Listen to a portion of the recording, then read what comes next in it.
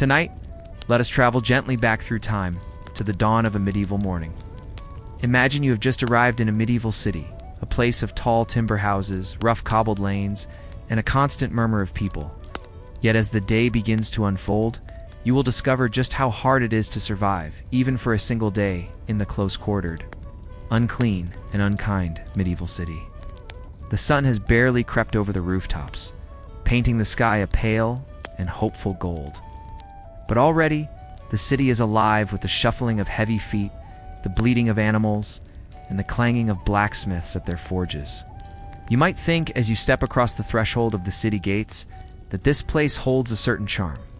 So, take a calm breath and allow yourself to wander, slowly and quietly, through these old, narrow streets, where you will learn why you, an ordinary traveler, might not last a day. The first thing you will notice is the smell. It is a damp, thick, sour odor that rises from the stones and clings to your nose. The medieval street is a gutter, truly. A gutter in every sense. Mud clings to your boots. Rotten cabbage leaves swirl in the breeze. Rats scurry boldly, unafraid of human presence. Your stomach might turn as you breathe the air. You have only just begun. People pour their waste from chamber pots directly into the street. Animal droppings lie in piles, mingled with straw and scraps of spoiled food. There are no proper sewers, only open drains that might, if you are lucky, carry away some of the filth after a heavy rain. You have to pick your way carefully, avoiding the sticky refuse underfoot. The city's people know no different but for you, accustomed perhaps to cleaner modern surroundings. This alone would make you dizzy and weak. Now imagine that you need somewhere to rest for a moment. You find lodging in a humble tenement house. Its building is tall and narrow, leaning a little to one side, its timbers warped with age and damp. Families share these rooms with their pigs, their chickens, their goats. Everyone lives shoulder to shoulder, packed in tightly because rent is high and space is scarce. And the constant scuttling of mice in the walls. It's the smell of unwashed bodies, stale breath, damp wool, and mold forms a heavy cloud that is impossible to escape.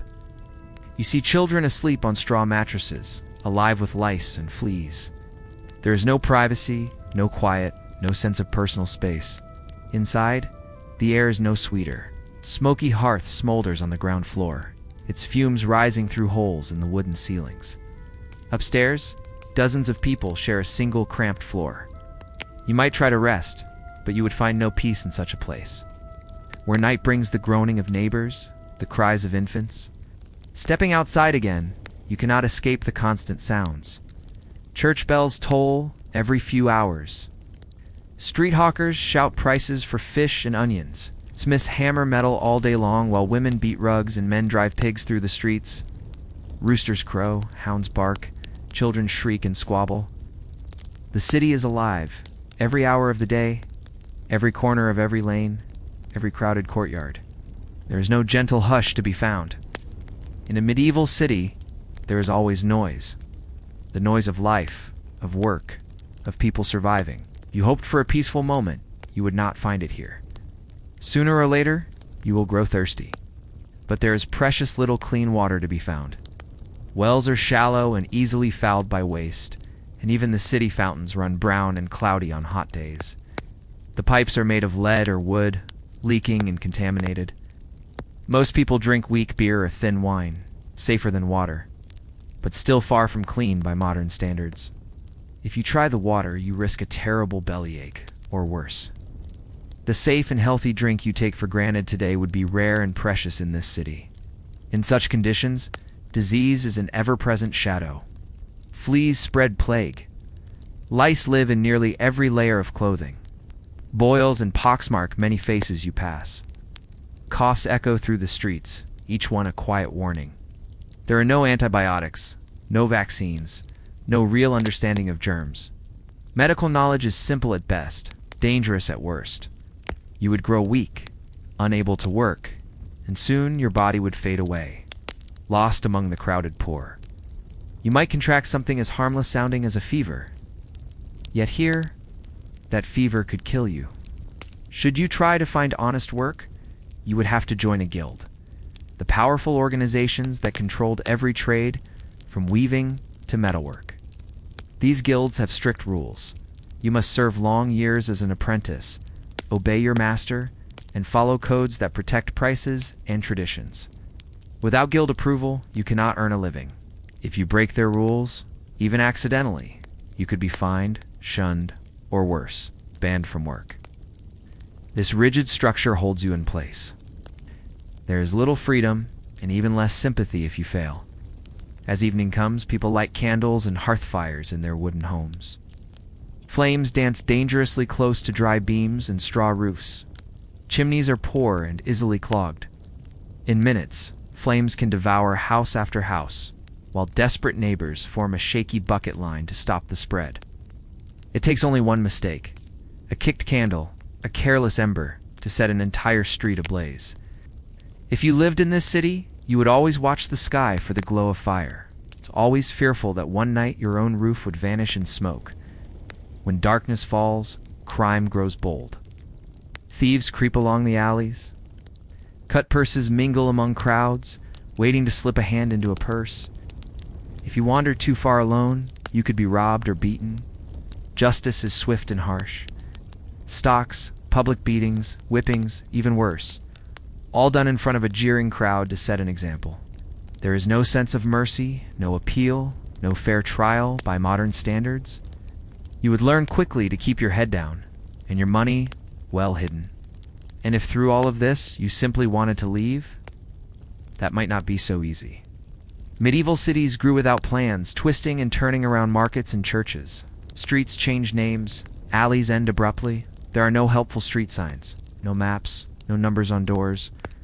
As a stranger, you could wander for hours, lost among the tangled lanes, each one looking like the last. The scent of baking bread might draw you one way, the clang of the blacksmith another. Illness hovers in every shadow, and flames could destroy everything overnight. Thieves lurk, punishments are cruel, and every day brings noise and fear. And in the confusion, you might never find your way back to your inn, or even to the gate by which you entered. So, dear listener, the medieval city is no place for the faint of heart. Its streets are filthy, its homes are cramped, its food and water are suspect. To live here even for a single day, you would need a strong stomach, a tough spirit, and perhaps a bit of luck. Yet in these same streets, ordinary people carried on, generation after generation, making their lives, raising their children, finding a kind of rough comfort in the community around them. So if you find yourself wandering these dark, narrow lanes in your dreams tonight, remember, you might not last a day, but somehow they did. Now, allow your breathing to slow and your mind to drift, like a candle flame flickering in the quiet night, while the medieval city fades gently from view. Sleep well. As you rest, let us follow the slow, patient story of one man, a man who was not a noble, not a king, but an ordinary guildmaster in a medieval city. His name was Thomas, Master Thomas the cloth dyer, living and working in the bustling trade hub of Bruges around the year 1350. His was a life of routine and labor, of friendships and rivalries, of hopes and disappointments. A life so quiet in its details that it might drift gently through your mind like a half-forgotten dream. Settle back and imagine the sound of cloth being beaten and washed, the splash of dyes swirling through wooden vats, the smell of damp wool, the hush of many feet crossing a wooden floor. This is Thomas's world. Thomas was born to a poor weaver's family on a narrow side street in Bruges. His father could barely keep the family in bread, and the weaving trade was hard, an arrangement his parents paid dearly for with what little coin they had. In exchange, Thomas was fed, sheltered, and trained in the subtle secrets of the dyeing trade. But Thomas showed a skill for color, for pattern, and for mixing pigments. He carried heavy cloth bundles, built fires under dye pots, and scrubbed stains until his hands were raw. At the age of 12, he was apprenticed to a master cloth dyer in the long, smoky workshop. He learned to mix madder red, weld yellow, wode blue. Years went by. Apprentice, journeyman. Slowly, Thomas earned his way to independence, paid his guild dues, at last was permitted to open a small workshop of his own. Master Thomas grew skilled, respected, and busy. Word spread of the brilliance of his reds and blues, of his even dyes, of his fair dealing with cloth merchants. He trained apprentices, hired workers, rented more space. It meant gifts of food at feast days, respect at church, and the pride of seeing his children dressed in cloth of his own making. In time, he moved his family to a taller house, closer to the main market square. The Cloth Dyers Guild, like every medieval guild, was a tight circle, filled with jealousies and rivalries. His success meant security. In a world where security was rare, it meant a place at the city council table, a voice in local politics. But success did not come without dangers. Thomas walked a narrow line, trying to please the wealthy cloth traders, while following every letter of guild code. Other masters whispered against him, saying he was undercutting their prices, or cheating on the dye formulas, or favoring foreign merchants. The guild had strict rules. No cloth outside the prescribed width. No colors forbidden by local statutes. No sales to merchants who had broken guild law. Arguments flared at guild meetings. Fines were handed out. Rumors spread like dye soaking through linen. Then came the scandal. One of Thomas's apprentices, a bright but reckless boy named Peter, was caught diluting the dye vats, adding extra water, saving precious pigment, trying to make the colors stretch. They imposed a heavy fine, so heavy Thomas could barely pay it. He eventually dismissed workers he could no longer afford to pay. They forbade him from taking new apprentices for a year. And in the eyes of the guild, a mistake was a crime. Thomas tried to defend himself, spoke of his good name, of his years of faithful service, of the pride he took in every bolt of cloth. It was Thomas's responsibility to oversee the vats, but in a busy workshop, mistakes happened. The cloth of several respected merchants was ruined, streaked and faded after only a few washings. The guild masters called Thomas before their court, in the dark-paneled guild hall, with its carved benches and tall candles. But the other masters saw a chance to weaken a rival. His reputation, once solid, now hung by a thread. Merchants hesitated to buy from him. His debts grew. The fine nearly ruined him. At home, Thomas's family suffered as well. The children went without meat for weeks at a time. His wife Maria tried to stretch their money, selling off bits of jewelry, and even her father's old cloak. They prayed each night for relief, though no one quite understood where help might come from. Thomas, burdened by shame, rose before dawn to check his vats himself, to measure every scoop of dye, to make certain nothing could ever go wrong again. He worked himself to the edge of exhaustion. An old friend offered him a loan with no interest to help pay for wool and woad. Slowly, over many months, he began to recover. Few merchants returned, trusting his honesty. Thomas taught his apprentices with fresh discipline, never allowing a single careless moment. He would never again be the most powerful dyer in Bruges. But he found a quiet stability, enough to feed his family, enough to hold on to his workshop. And he learned that in the medieval city, a reputation could rise or fall in the smallest failure, in the smallest acts of forgiveness. Thomas's story was not one of great battles or famous kings, but of daily courage, quiet labor, one wrong move, one careless apprentice, one enemy's whispered lie, and everything might collapse. And the constant strain of living in a world where a single error could mean ruin.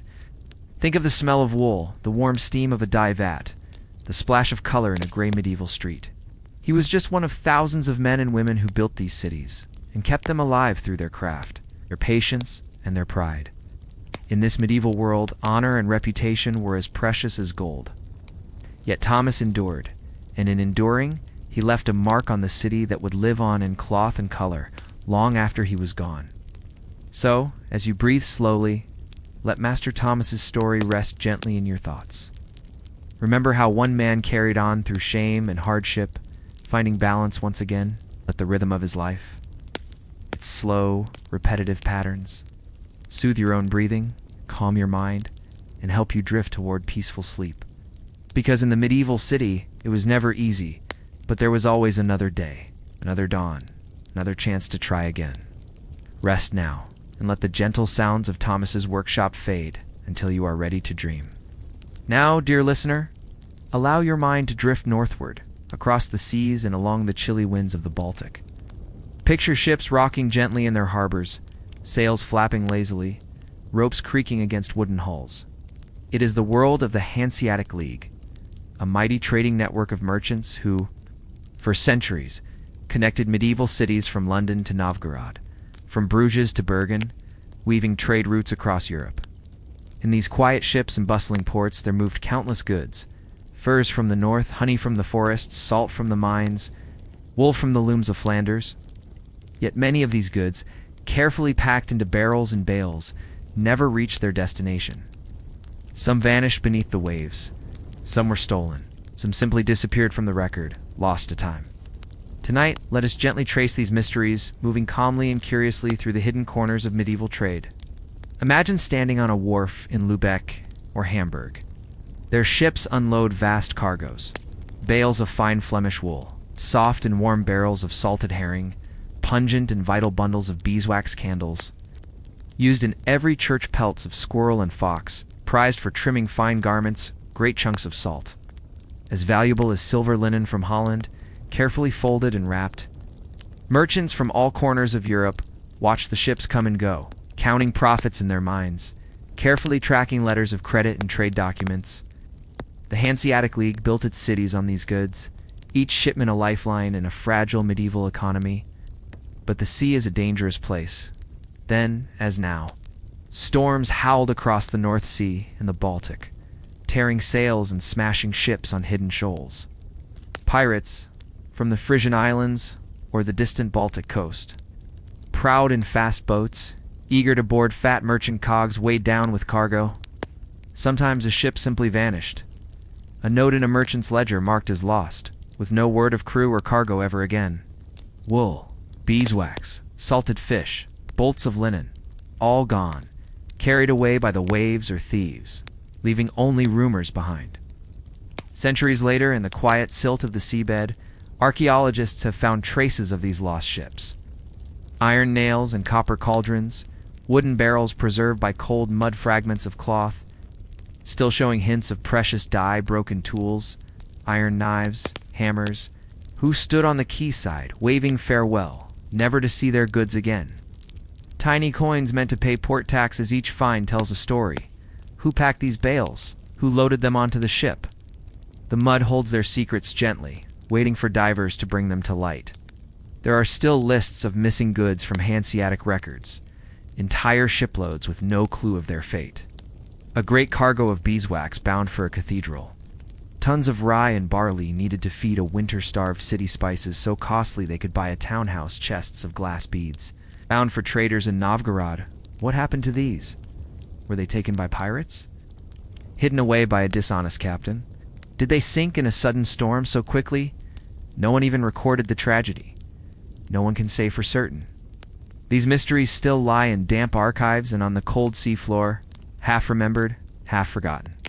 Step back and picture daily life in a Hanseatic port.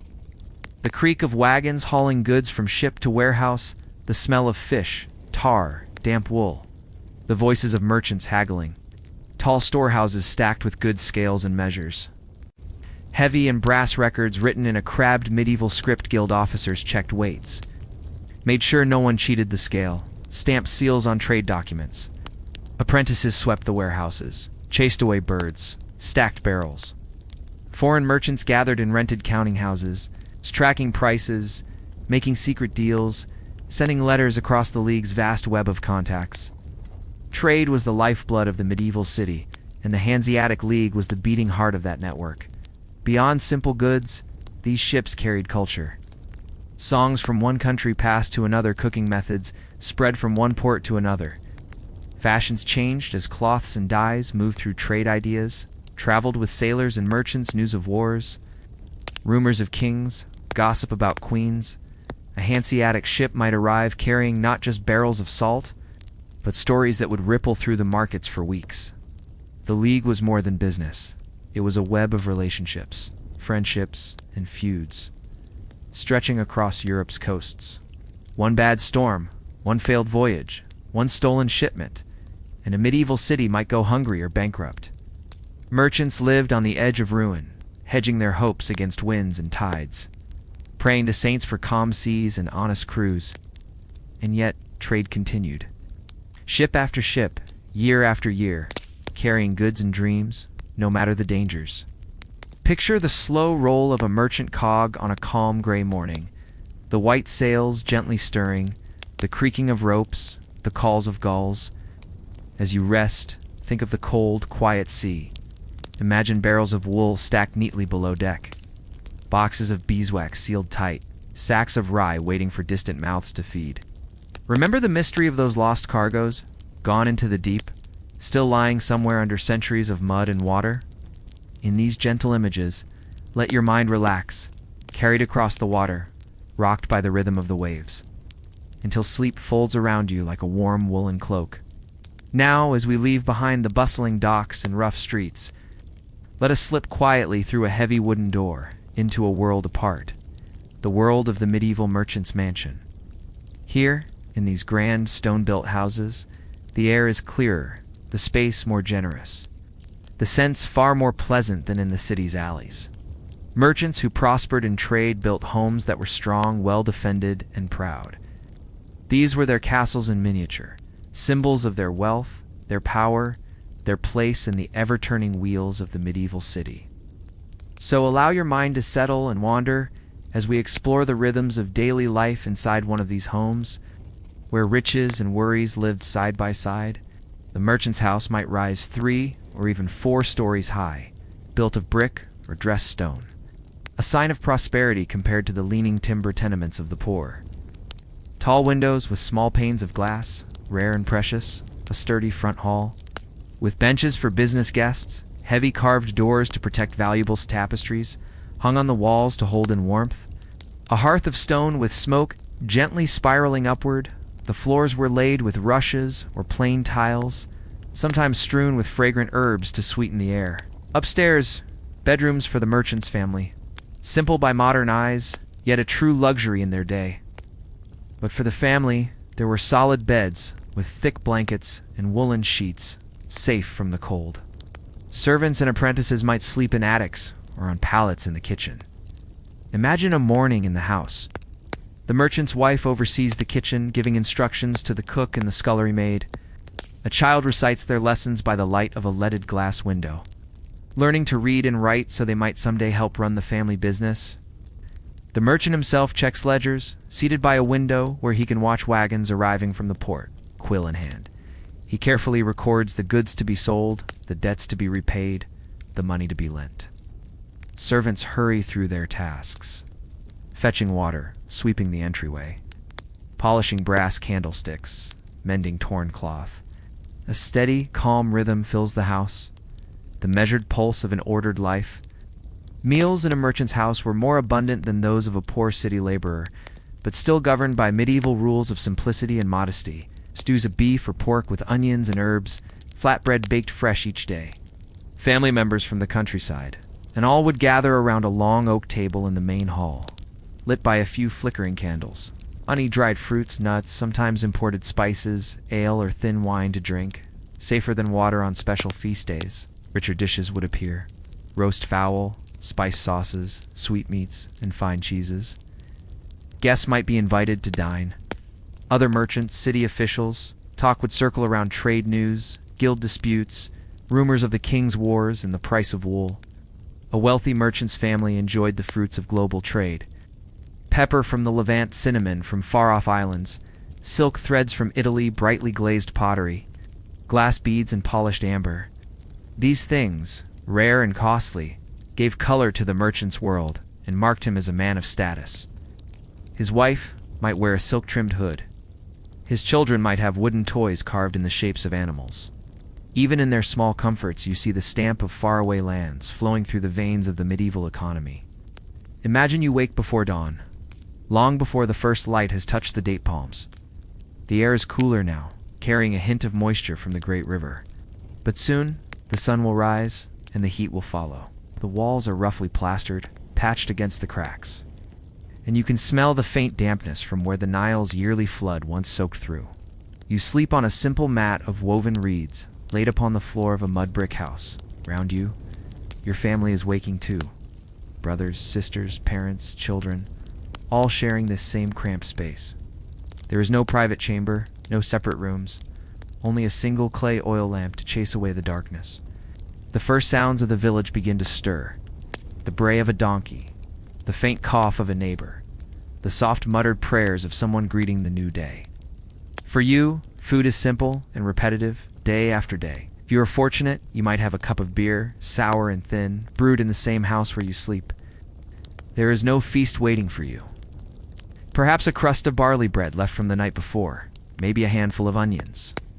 The work ahead is long, and the sun is unrelenting. They land on your arms, your face, your eyes, no matter how often you swat them away. No honeyed cakes, no milk in glass jars.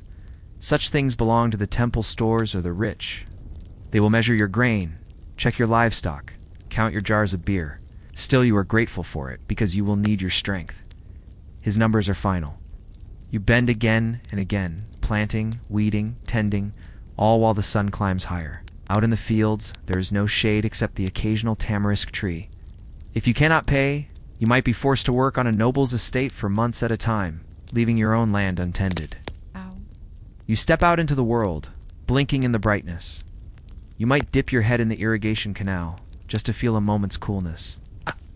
Beyond the village, green fields hug the river's edge. The tools are basic. Wooden plows drawn by cattle, sickles lined with tiny flint blades that wear your hands raw. These are your lifeline, planted with wheat and barley, irrigated by channels cut through the dark silt. But farming here is backbreaking. Your feet sink into wet soil, and the smell of rotting plant matter mingles with the fresh water. Insects rise in buzzing clouds, flies, midges, gnats, that find every patch of sweat. Just as your harvest begins to look promising, another worry appears. The scribe and his assistants approach from the dusty road, with scrolls tucked under their arms and tall reeds for writing. Their tally determines how much you must pay in taxes to the local officials, to the temple, to the palace. You might plead that a flood washed away half your crop, or that pests devoured the grain, but the scribe records only what he sees. You sense the heavy weight of his decision. By midday, the sun is merciless. The mud brick walls of your home trap heat like a clay oven, so there is no relief indoors. Your skin grows hot, your clothes cling to you, damp with sweat and river water. Your muscles ache from lifting, from bending, from carrying baskets of grain or bundles of reeds, yet the day is not even half finished. After work in the fields, you have no true rest. You must help your family tend the small animals, goats, a few chickens, perhaps a cow if you are lucky. Water must be drawn by hand. Cooking must be done. Your life is a circle of labor, sun to sun, season to season. Children must be watched, taught, kept away from snakes or scorpions that sometimes slip through cracks in the walls. There is no moment in which you can truly stop. The Nile catches the fading light in long streaks of copper and gold. You might pause for a moment to admire it, a single gift of beauty in a hard day. Mosquitoes hover and the day's aches settle into your bones. As dusk returns, the air finally begins to soften. But there is still more to do. A simple dinner, repairs to tools, a word with your neighbors, talk of what the harvest might bring. Then at last, you return to your mat, surrounded by the quiet breathing of your family. Sleep is not guaranteed to be peaceful. Tomorrow, it all begins again. So you see, dear listener, that the life of an Egyptian peasant was no paradise. It was a rhythm of constant toil, measured by the river's rise and fall, the sun's fierce power, and the endless demands of lords and scribes. And yet, in these same fields, a civilization rose, mighty enough to build pyramids, strong enough to last thousands of years. Take a calm breath, and let this rhythm settle around you. Soon we will turn our attention from the humble farmer to a man who tried to change everything, a pharaoh, who dreamed of a new way to worship the gods. Breathe slowly and let your thoughts drift forward in time, from the dusty fields of the peasants to the shining palaces of kings. Imagine a world where the pharaoh was seen as a living god, a divine presence on earth, whose every word shaped the lives of thousands. Among these rulers, one stands apart, a strange visionary man who broke every rule of Egyptian tradition, Akhenaten. Born as Amenhotep IV, he would later take a new name, Akhenaten, meaning effective for the Aten, the sun disk. He dreamed of sweeping away the old gods, their priests, their ceremonies. He imagined a new, singular devotion to the radiant power of the sun. Let your mind rest in this ancient dream, as we explore how a single man tried to transform the entire world around him and what price he paid for it. Akhenaten was born into luxury in the 14th century BCE, the son of a powerful pharaoh and a queen of noble blood. His childhood was steeped in ritual, perfumed halls filled with lotus flowers, priests chanting sacred words, tutors teaching him the secrets of hieroglyphs, lessons in war, diplomacy, and how to rule from the first days. He was groomed to uphold the ancient faith of Egypt, the worship of dozens of gods, each with its own sacred animal and temple. But as Akhenaten grew, so too did a quiet unrest within him. But to the sun itself, whose light gave life to every grain of wheat, every reed, every beating heart, he found himself drawn not to the endless statues and prayers. In those years, Egypt had many gods. Amen. Isis, Osiris, Horus, countless local deities, each with priests and festivals and offerings. Akhenaten came to believe they were illusions, that there was only one true God, the Aten, visible to all in the disk of the sun. He saw the Aton as the giver of every breath, every drop of water, every warm ray that fed the crops and the people. This was a dangerous idea. Priests of Ammon had grown rich and powerful. Temples to other gods were as mighty as the king's own palaces. To challenge them was to challenge the foundations of Egyptian society itself. When he came to the throne, Akhenaten acted swiftly. He changed his name from Amenhotep to Akhenaten. He closed temples to other gods, seized their wealth, and ordered worship to be focused on the Aten alone. Hymns were written, praising the sun's daily journey across the sky, describing its light as the only true blessing. People were commanded to break old statues, to erase the names of old gods from temple walls. All of Egypt's tradition trembled under these decrees. As if to make a clean break, Akhenaten ordered the construction of a brand new city. Built in the desert, far from the priests' old centers of power, he called it Akhetaten, the horizon of the Aten. What today we call Amarna. From its birth, the city was meant to stand apart. Broad avenues leading to open-air temples. Houses for nobles and artisans built in strict new patterns. Palaces painted with flowers. Birds and scenes of the royal family courtyards filled with sunlight. No shadowy corners. Akhenaten moved the court, his family, his officials, everyone, to this brand new city in the desert. There he could rule in peace, with the Aten shining above. In Akhetaten, a new style of art blossomed. Traditional statues of pharaohs showed them muscular, godlike, perfectly formed. But Akhenaten had himself shown with a long, delicate face, a rounded belly, narrow limbs, a style some thought strange or even ugly. His wife, Nefertiti, was painted beside him, radiant in tall blue crowns. Their children were shown playing freely, touching their parents, laughing, a warmth never before seen in royal art. This break with old artistic rules reflected Akhenaten's spiritual break as well. But not everyone accepted the pharaoh's vision. The priests of the old gods seethed. Farmers worried about neglecting the traditional gods who protected their harvest. Soldiers feared the country would grow weak without the blessings of Amen and Horus. Akhenaten refused to bend. Year after year, he stayed in Akhetaten, praising the Aten, ignoring troubles in the far provinces. Enemies in the north threatened Egypt's trade. Grain failed in some regions. Diplomats begged for help, but the pharaoh was lost in worship. After 17 years of rule, Akhenaten died, suddenly. No one knows exactly how. His city was abandoned almost overnight, his statues smashed. The priests of the old gods returned, restored their temples, and tried to erase Akhenaten's name from every record. He became a heretic pharaoh in Egyptian memory, a dangerous mistake to be forgotten. Yet fragments of his hymn to the sun, of his poetry, of his city walls, still survive. Quiet reminders of one man's bold, impossible dream. As you breathe calmly, think of Akhenaten in his sunlit courtyard, standing alone while the desert winds blow. A king who tried to reshape the minds of millions, yet who lost everything. His faith in the Aten was absolute, but his people were not ready. History moved on, as gently and as surely as the river Nile. So let your mind rest with the fading rays of the Egyptian sun. Imagine the warm, calm light that he worshipped, washing over the palace walls of Akedanon, golden and silent. Breathe slowly, and know that even the greatest kings could not change every heart. Soon, you will hear of another mystery. The lost city that slept beneath the sands for centuries, waiting to tell its story.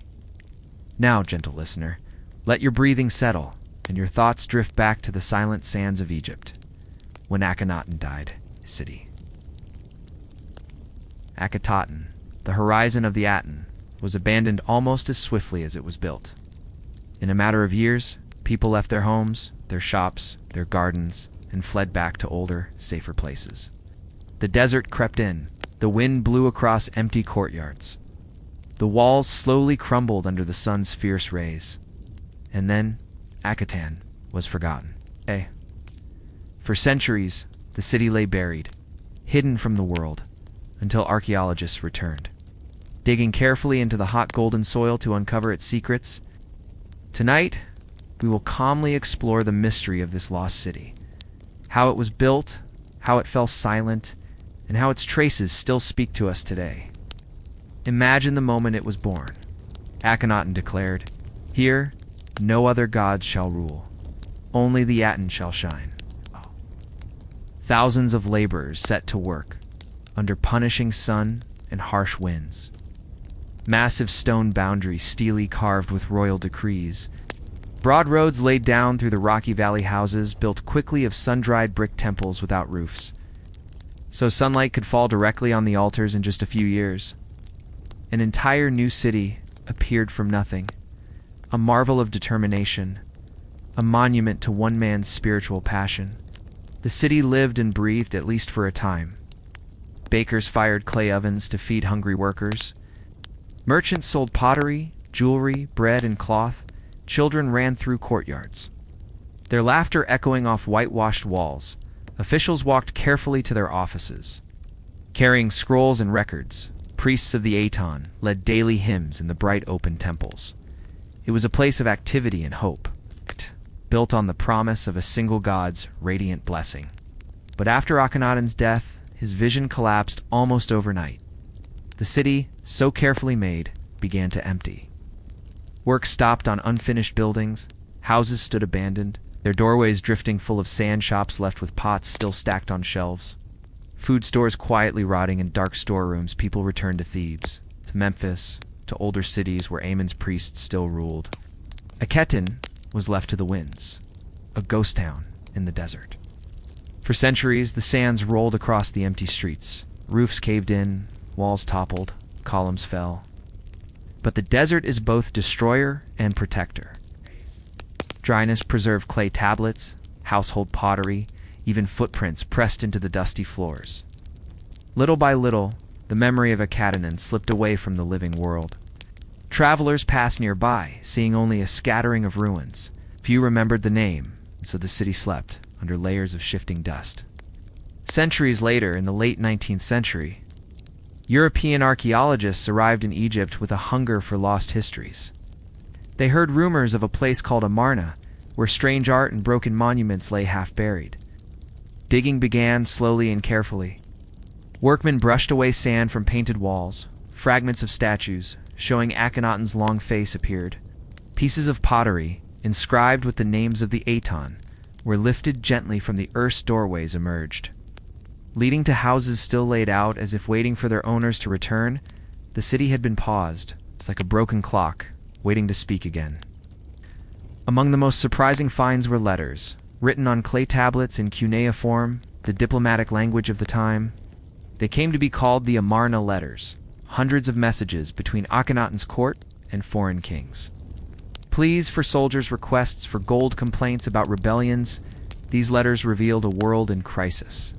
Even as Akhenaten tried to build a peaceful city devoted to light, archaeologists also found statues and reliefs that shocked them. Images of Akhenaten with his wife and children, tenderly holding hands, scenes of the Aten's rays, ending in tiny hands that offered life to the royal family, naturalistic poses. Showing emotion and movement, no other Egyptian art looked like this. It was as though the city had tried to capture a different kind of truth. More human, less rigid. A truth buried just as quickly as it was born. The mystery of Akhenaten is not only how it was lost, but how it came to stand at all. How could one man change the art, the religion, the entire spirit of a civilization in so short a time? How could people use 2 centuries of tradition, accept his orders, even for a while? The answers still rest half buried in the sand, waiting for new discoveries, new insights, and new dreams. As you breathe slowly, think of Akhenaten lying under the starlit desert, silent and waiting. Imagine the moon passing over its empty streets, the wind brushing across its broken walls. No voices, no footsteps, only the faint memory of a world that once burned brightly for the sun, and then vanished. Let your mind rest, like the lost city, calm and unmoving beneath the night sky. Breathe with the desert wind, feel the quiet of the empty courtyards. Know that even forgotten places can still whisper their stories to us across thousands of years.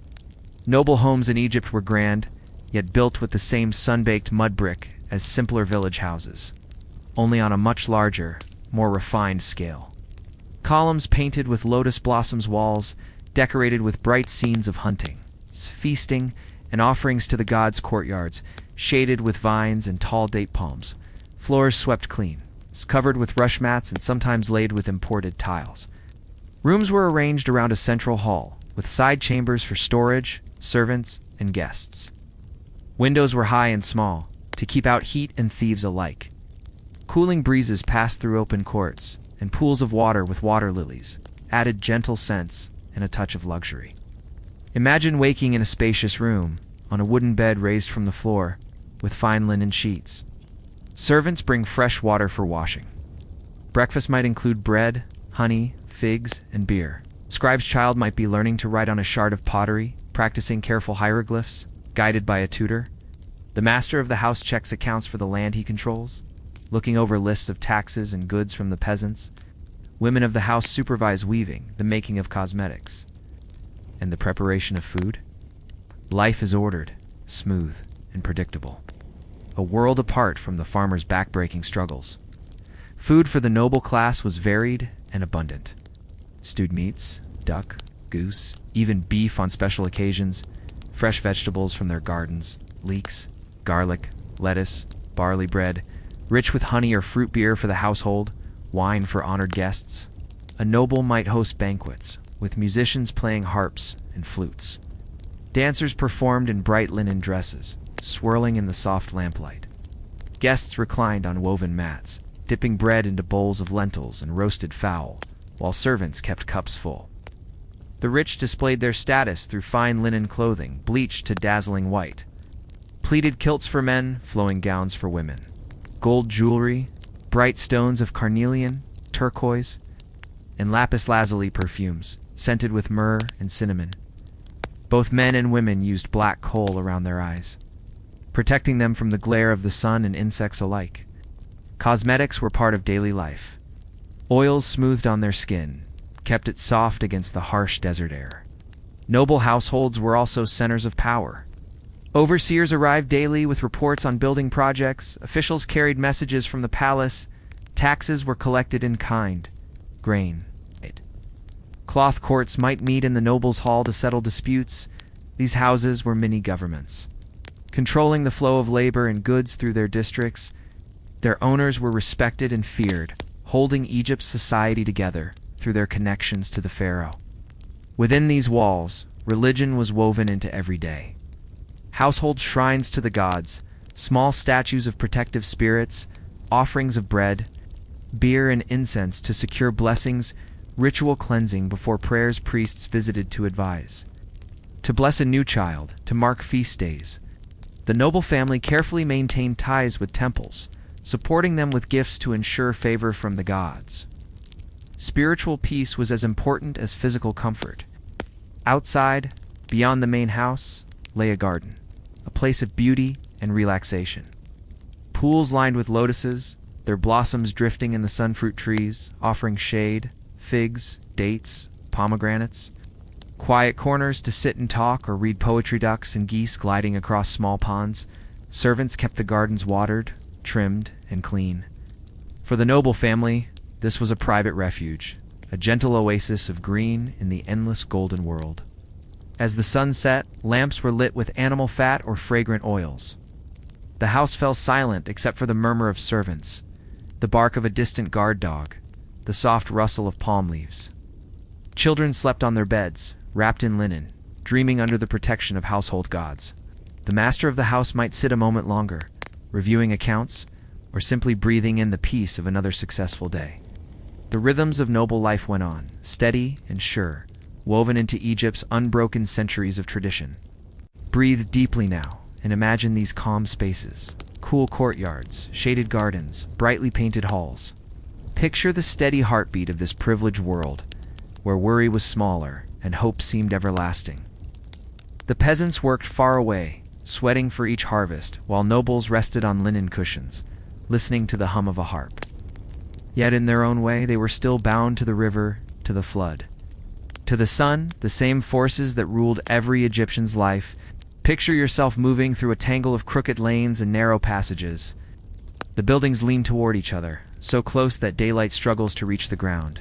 Every wall is stained by coal smoke, the bricks dark with soot and grime. There is no privacy here, no room for calm or fresh air. The ground is thick with mud and refuse. You pick your way carefully past puddles of standing water, where a faint, unpleasant odor clings to your nose. At every turn, people squeeze past, laborers in rough coats, children with thin, pinched faces, women carrying buckets of water or sacks of washing. The floor is bare, often rotting, and smells faintly of mildew. A fireplace stands unused because coal costs money you do not have. Now, imagine you live here. Your lodging might be a single damp room carved out of what was once a family home. Split and split again, until each floor holds a dozen separate families. Babies cry. A cough echoes somewhere, hacking and relentless. The walls are thin, patched with scraps of newspaper or rags to keep out the cold. There is no running water inside. You share an outdoor pump with dozens of neighbors, the water drawn into dented tin pails and carried up creaking stairs. At night, you sleep on a straw mattress crawling with fleas, your breathing mingling with the wheeze of your neighbors. Through thin wooden walls, you try to rest, but the air is heavy, unmoving, thick with the scent of damp earth and unwashed bodies. Morning comes early, though the light is slow to penetrate the haze. If you are a child, you may be sent out with a basket to sell matches or flowers. Many children begin work as soon as they can stand, sweeping factory floors or carrying messages through the streets. Others labor at docks, shifting heavy cargo for pennies, or hauling night soil. The waste from communal privies, out to the country for fertilizer. Whole families vanish in a matter of days. The water they shared poisoned by sewage trickling through cracked pipes. If you were grown, you might spend long hours in a factory spinning thread, or sewing garments in a cramped workshop. Each day is a routine of weariness, hunger, and anxious calculation. How to keep from missing next week's rent. How to feed another mouth. How to replace shoes worn to tatters. If you were turned out, you join the ragged ranks of those who sleep under railway arches or in doorways, huddled in old coats against the night air. There's no time to think beyond tomorrow. Bread might be stale, meat a rare indulgence. Potatoes sometimes green and sprouting before you can afford to buy them. Disease is a constant, quiet presence. The drains are clogged with refuse. Chamber pots overflow. The smell of human waste rises through floorboards and walls. In these close quarters, sickness moves with frightening ease. A cough might become something worse. Consumption, what we now call tuberculosis. Taking children and adults alike, slowly and painfully. When cholera comes, it arrives like a thief. One moment a person is well enough to walk, the next they are gone. You hear of these things, you see them happen, but you keep on. There is no choice. Beyond sickness, there is a tension that hums through every day. If you cannot pay the rent, the landlord can send you away. There are no protections, no gentle delays. You manage to keep a roof over your head, there is still hunger. Any accident, a burned hand, a broken ankle, can tip the balance. Because there is no money for a doctor and no wages if you cannot work. Yet even here, a small moment of gentleness may appear. A neighbor might share a crust of bread or lend a cup of tea when sickness strikes. A child might laugh, even barefoot and ragged, chasing a hoop down a cobbled alley.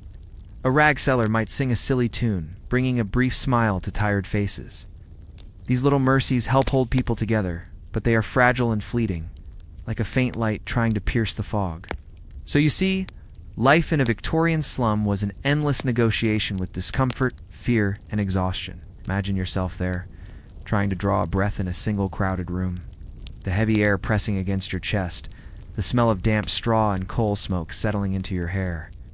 You might not last a day. Yet out of this crowded, desperate world came those who tried to understand it, to record it, to change it. Take a deep breath now, and let your thoughts drift away from the narrow, damp rooms of the Victorian slum. Picture a quiet, serious man, walking slowly through those same streets, notebook in hand. He moves without fear, listening, observing, determined to record what others chose to ignore. His name was Charles Booth. A businessman turned social investigator, Booth wanted to know, how bad was poverty really? He believed the answers lay in counting, measuring, describing, and drawing maps, not in mere guesswork. So, in the final decades of the 19th century, he set out to document the truth. Charles Booth was not a flamboyant reformer. He was methodical, reserved, precise. Born in Liverpool in 1840, he built a fortune in shipping before turning his attention to the miseries of the poor. He believed that no society could call itself civilized if it did not truly understand its own weakest members. And so, notebook in hand, he began to walk the streets, asking questions, collecting facts. In 1886, Booth gathered a team of investigators to systematically survey London. Street by street, house by house, they recorded who lived there, what they earned, what they ate, how many slept in each room, they asked. Was there work available, or wages enough to feed a family? Did children go to school or to the factory floor? Booth believed only by seeing the poor with your own eyes could you understand them. One of Booth's most powerful tools was the map. He took large sheets of paper outlining every street in London and shaded them by color to show levels of poverty. Black for the vicious, some microminal dark blue for the very poor, light blue for the poor, reds and yellows for the more comfortable classes. It was a rainbow of hardship and privilege laid bare, block by block. For the first time, the well-to-do could see, in vivid, undeniable color, just how many of their fellow citizens struggled each day to survive. Booth's survey revealed things that shocked many Victorians. Entire streets with no sewer drains, overflowing with waste rooms where 10 or 12 people slept side by side, children barefoot in winter, covered in sores, elderly women picking through refuse for scraps for those who had never entered a slum. Booth's maps were a revelation, impossible to ignore. As the maps spread, so too did the call for reform. Newspapers wrote about Booth's findings, forcing politicians to face the stark truth. Calls grew for better housing, pressure mounted to improve sanitation. Discussions began about school meals, about pensions, about protecting working families, though change was slow, Booth steady. Methodical work laid the groundwork for laws that would reshape British society in the coming decades. Charles Booth continued his survey for nearly 2 decades, updating it again and again until he had charted more than 1 million lives. His final volumes, known as Life and Labor of the People in London, remain some of the most detailed studies of working-class life ever made. He showed that poverty was not a personal failing, but a structural problem, shaped by wages, by rents, by disease, and by sheer chance. As you breathe calmly, think of Booth moving through the alleys, recording, sketching, counting. Imagine the hush of a foggy morning, his pencil scratching quietly against the paper as he made visible what so many wanted to look away from. His legacy is not only the statistics he gathered, but the compassion behind them, the courage to see the hidden and to make it known. Archaeology is often thought of as pharaohs' tombs or Roman amphitheaters, but the forgotten slums deserve careful study. 2. Beneath city streets, behind modern facades, lie the remains of ordinary people's everyday struggles. Broken clay pipes, once used for smoking bits of cheap china, mended again and again lost buttons. Corroded pennies, children's toys of lead or wood. These humble artifacts tell a story as important as any king's. Picture the archaeologists at work. Trowels scraping gently across packed earth brushes, lifting away centuries of dust screens, sifting out beads. Nails, animal bones, each item is tagged, drawn, and described. then compared with maps, records, and old photos. No discovery is too small. A discarded bottle can reveal what people drank, what they could afford, even what illnesses they feared. From these broken, buried scraps, a picture of slum life grows clearer. Incomplete plates, showing families who shared every crumb-clogged drains packed with oyster shells. Once the cheapest fast food, tiny medicine bottles hinting at desperate cures for cough or fever. Cheap religious medals or tiny good luck charms carried in a pocket. Each piece helps us feel, just for a moment, how people tried to protect themselves. To bring a little dignity or hope into hard, narrow lives. Sometimes the archaeologists find more dramatic stories. Entire cellars filled in after a cholera outbreak, sealed to prevent infection. Traces of improvised brick fireplaces built when coal prices soared. Remains of old stables, repurposed as living quarters for the poorest families. These layers show how people adapted, how they survived, how they endured. In their own way, these quiet ruins testify to courage as much as to poverty. Many archaeologists today see their work not only as research, but as a way to give voice to those who could not leave their own written histories. The slum dwellers of the 1800s rarely wrote letters or diaries, but their plates, tools, and discarded boots speak for them. In public exhibits, in museum displays, these pieces remind us that every city is built on countless hidden stories. Most of them from the poor, the forgotten, the unseen. Picture a tall Victorian townhouse, 4 or 5 stories high, set behind a modest gate. A polished brass knocker on the door, stone steps swept clean each morning by a servant. Curtains drawn aside to reveal lace and heavy velvet hallways lined with patterned wallpaper and oil portraits inside. A sense of order and control. Every footstep softened by thick carpets, every room carefully arranged to show prosperity and good taste. The day began early for the household staff, lighting fires, preparing breakfast, drawing hot water for washing. The lady of the house might rise a bit later to take tea and read the morning paper by the window. Her husband, a lawyer or factory owner perhaps, would check the day's letters in his study. Children played with their toys in the nursery upstairs, watched over by a nursemaid. Servants moved quietly along back staircases so as not to disturb the family. A world built on quiet routine and a deep sense of social place. Breakfasts were simple but fresh. Eggs, toast, tea. Later in the day, elaborate dinners might feature roast beef or lamb puddings, steamed in cloth seasonal vegetables from a garden or market. Wine imported from France or Spain. A daughter might play the piano or a gentleman recite poetry. After dinner, guests might gather in the drawing room. Conversation was calm, carefully steered away from scandal or politics. Polite practiced laughter echoed through the high-ceilinged rooms. Appearance was everything. Starched collars for men, corsets and layered skirts for women's shining shoes, gloves and hats for outings, jewelry that showed status, but avoided too much flash. Servants brushed and mended garments constantly, keeping them looking new. A respectable appearance was vital. Neighbors judged every crease and stain. Respectable families paid close attention to church-going and moral conduct. Sunday was a day of rest, with quiet walks, Bible readings, and sermons about duty and charity. Religious belief often shaped the view of the poor, sometimes kindly, sometimes harshly, as people debated how much help to give. And how much was each person's responsibility? For the children of the wealthy, life was far gentler.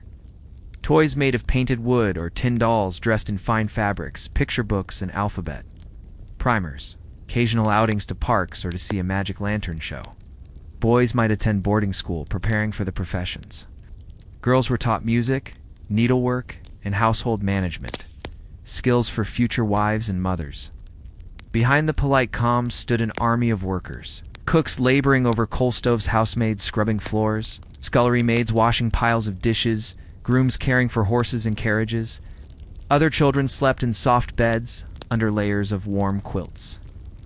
Their efforts kept everything running smoothly, though their lives were often hard and poorly paid. Think of it. In one city, children went barefoot in the gutter, while just a street away. One family worried about bread for tomorrow, another about the correct flower arrangement for a dinner party. The contrasts were sharp, yet both worlds existed side by side, each depending in part on the other. Imagine, if you will, arriving at the wooden gates of a Roman fort, somewhere beyond the rolling lands of Britannia, where the winds sting your cheeks and the rain soaks your sandals through. You stand, shivering, in a tunic that seems too thin for this place. The guards glance at you with indifference. You are nothing special here, merely another recruit. Beyond the gate, you see the long, straight streets of the camp, lined with rows of barracks, their roofs dripping with water. The smell of sweat, smoke, and damp straw drifting on the breeze. There is no welcome, no warm hearth to greet you. The barracks are simple, drafty, built for function, not for comfort. Wooden bunks, scratchy wool blankets, stale air thick with the breathing of dozens of other men. Your new life begins without ceremony. You are ordered to stow your kit, to memorize your centurion's name, to prepare for tomorrow's drill. From the moment you rise, before the sun, often while the night air still bites, your time is measured out. The daily roll call, reciting your name as a thin voice in a list of hundreds endless training, marching in formation across frozen ground, over and over until every step is burned into muscle memory maintenance of weapons. Sharpening your sword, oiling your helmet, checking the straps of your shield, then there is the fatigue duty. Digging ditches around the fort, hauling water from distant wells, gathering wood for the fires that never seem to burn hot enough. These tasks go on, mind-numbing in their repetition. And if you thought there would be generous portions of food, you would be disappointed. The rations are plain and sparse. Barley or wheat porridge, sometimes with a scrap of salt pork, a chunk of hard bread, a thin sour wine to wash it down. No feasts, no delicacies, just enough to keep you marching. The greatest weight in the garrison is not the cold or the hunger, but the discipline. Rules are absolute. A missed order can bring the lash or worse. Punishments are public, meant to humiliate as much as to correct. Floggings for stealing rations, extra fatigue duty for insubordination. Collective punishment if a group fails to hold formation. The centurion's staff, a vine staff, carried like a badge of office, strikes swiftly across the back of any man who falters. Your dreams of heroic battle fade quickly. You realize that day to day the greatest enemy is boredom. Long hours of waiting, of guard duty on the ramparts, staring into a gray horizon, unsure if anything will come. There is a little glory here. Just mud, cold, routine, and fear of the officer's voice shouting from behind. Then there's the weather. In Britannia, or Germania, or along the Danube, the climate can be cruel beyond belief. Bitter winds that seem to find every gap in your tunic, rain that pounds the fort for days. Thick fog that blurs friend from foe. You stand on watch, with numb hands, blinking against rain, wondering if the next shadow on the path is an enemy raider or just a wayward goat. And beyond the weather lies something deeper, the isolation. Most soldiers are far from home, speaking Latin among strangers, missing the familiar warmth of their native land. Letters from home take weeks, if they arrive at all. And even then, they might carry sad news. A death, a lost harvest, a wife who cannot wait. Yet in small ways, there is relief. A quiet dice game by the glow of a smoky lamp, the sound of a flute played by a fellow soldier, echoing through the barracks, the warmth of a hot bath. The fort is lucky enough to have the chance to repair gear with your own hands, which brings a sense of calm purpose. These moments are brief, but they keep a man going. Breathe slowly, and allow your mind to settle into the rhythm of history's unfolding. Far beyond the walls of Rome, among the wind-swept hills and forests of Britannia, there rose a commander whose name would echo through the empire. Gnaeus Julius Agricola, a man of method, of discipline, of patience, yet also of ambition. Agricola took these garrisons of worn and restless men and led them into the heart of unknown lands. Let us walk gently through the years of his command and see how his calm determination reshaped the face of Roman Britannia. Agricola was born in the year 40 in what is now southern France. His family was well placed, though not among the highest ranks of Rome's nobility. His father was a senator, giving the boy an early taste of public life. Educated in rhetoric and philosophy, Agricola was known for a quiet, careful temperament. He chose to serve as a soldier early on, gaining experience in the army, before returning to Rome for political duties. That balance between the sword and the pen made him trusted by emperors who valued steady, loyal commanders. In the year 77, Agricola was appointed governor of Britannia. It was a province still restless, still bruised from rebellions. The tribes of the north had never fully submitted. Their lands were wild, rough, filled with marshes, forests, high moors, and determined warriors who refused Rome's rule. Agricola stepped ashore with a clear mission: to finish what others had started, to tame Britannia once and for all. Imagine, if you will, columns of legionaries moving through misty hills, the steady rhythm of their sandals against muddy ground. Agricola advanced methodically.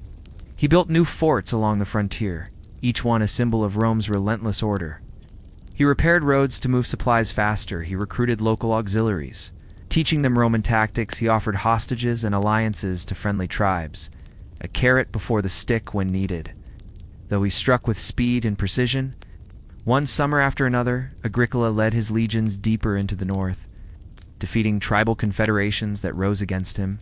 In the year 83, Agricola fought what some believed would be the final reckoning, a battle against a powerful tribal alliance in what is now Scotland. The tribes, led by a chieftain named Calgacus, gathered on high ground, determined to break Roman power once and for all. Imagine the moment. A rolling green slope. The tribes arrayed with painted shields, their war horns sounding across the wind. Below them, the Roman lines stood silent, disciplined, waiting for the order to advance. When the signal came, the Romans pressed forward in tight formation. The tribes broke against the wall of shields. The discipline of Rome prevailed over the fierce courage of the Highland warriors. Agricola won decisively, but instead of pursuing the survivors to extinction, he withdrew, consolidating the Roman hold and strengthening the chain of forts. Agricola's success was built not only on battle, but on careful governance. He encouraged the building of towns in conquered regions. He supported schools to teach Latin and Roman customs. He controlled local economies by regulating trade. Slowly, he pulled the tribes into Rome's orbit, not just by sword, but by habit, culture, and law. His men respected him. He was fair, but firm, shared their hardships, eating the same rations, enduring the same rain, standing in the same mud.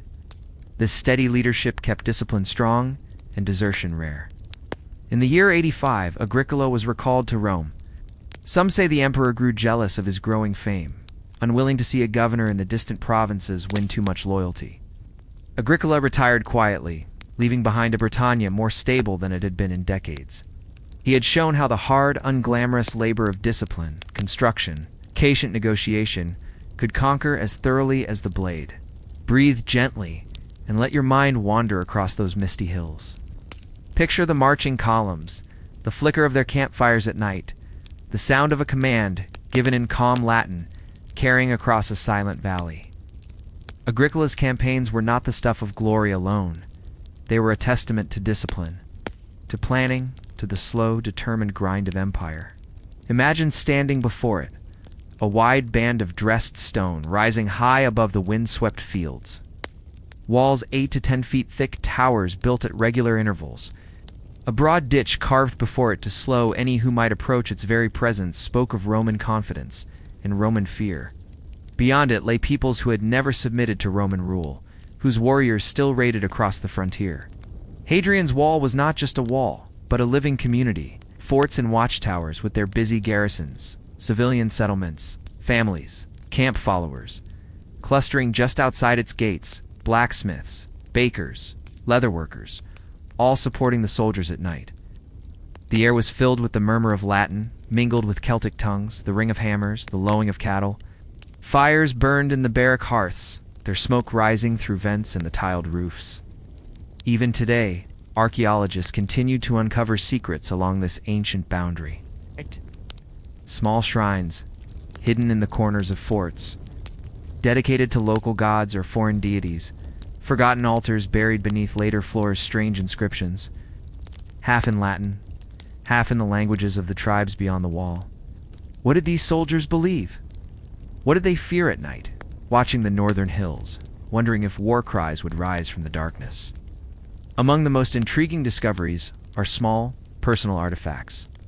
a child's shoe. Far too small to belong to any soldier. Perhaps a commander's family once stayed within the fort.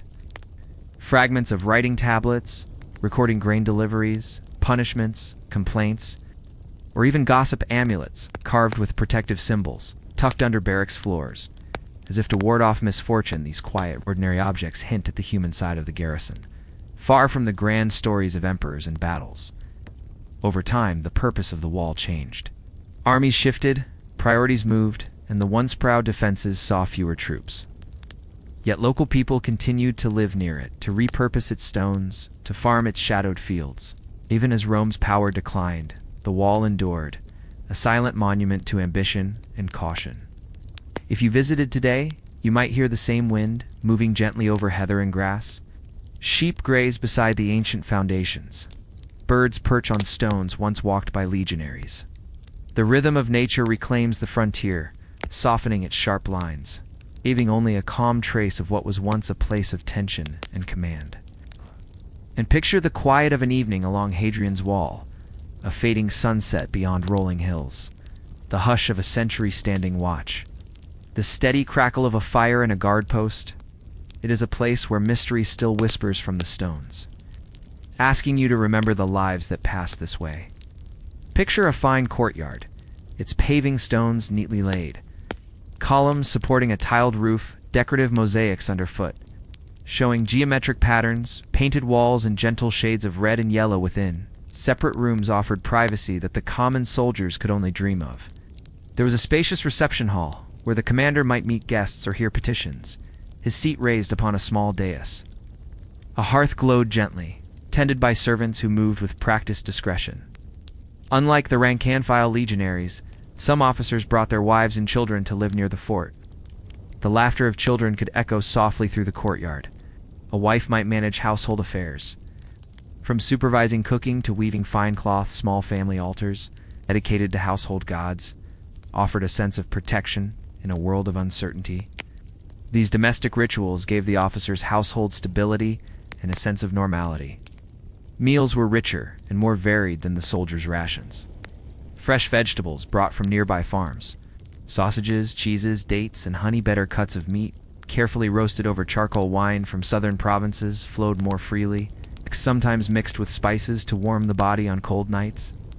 In the evenings, the household might listen to poetry recited aloud, or to music played on a lyre or a flute. There was space for conversation, storytelling, or the reading of letters from home. Beyond his home comforts, an officer's life was filled with duties. Reviewing rosters and pay records, inspecting the armory, organizing patrols and drills, the officer was responsible not only for defense, but for discipline, justice, and morale. If a dispute arose among merchants outside the walls, he might serve as a judge. If the grain supply fell short, he had to solve the problem before hunger sparked trouble.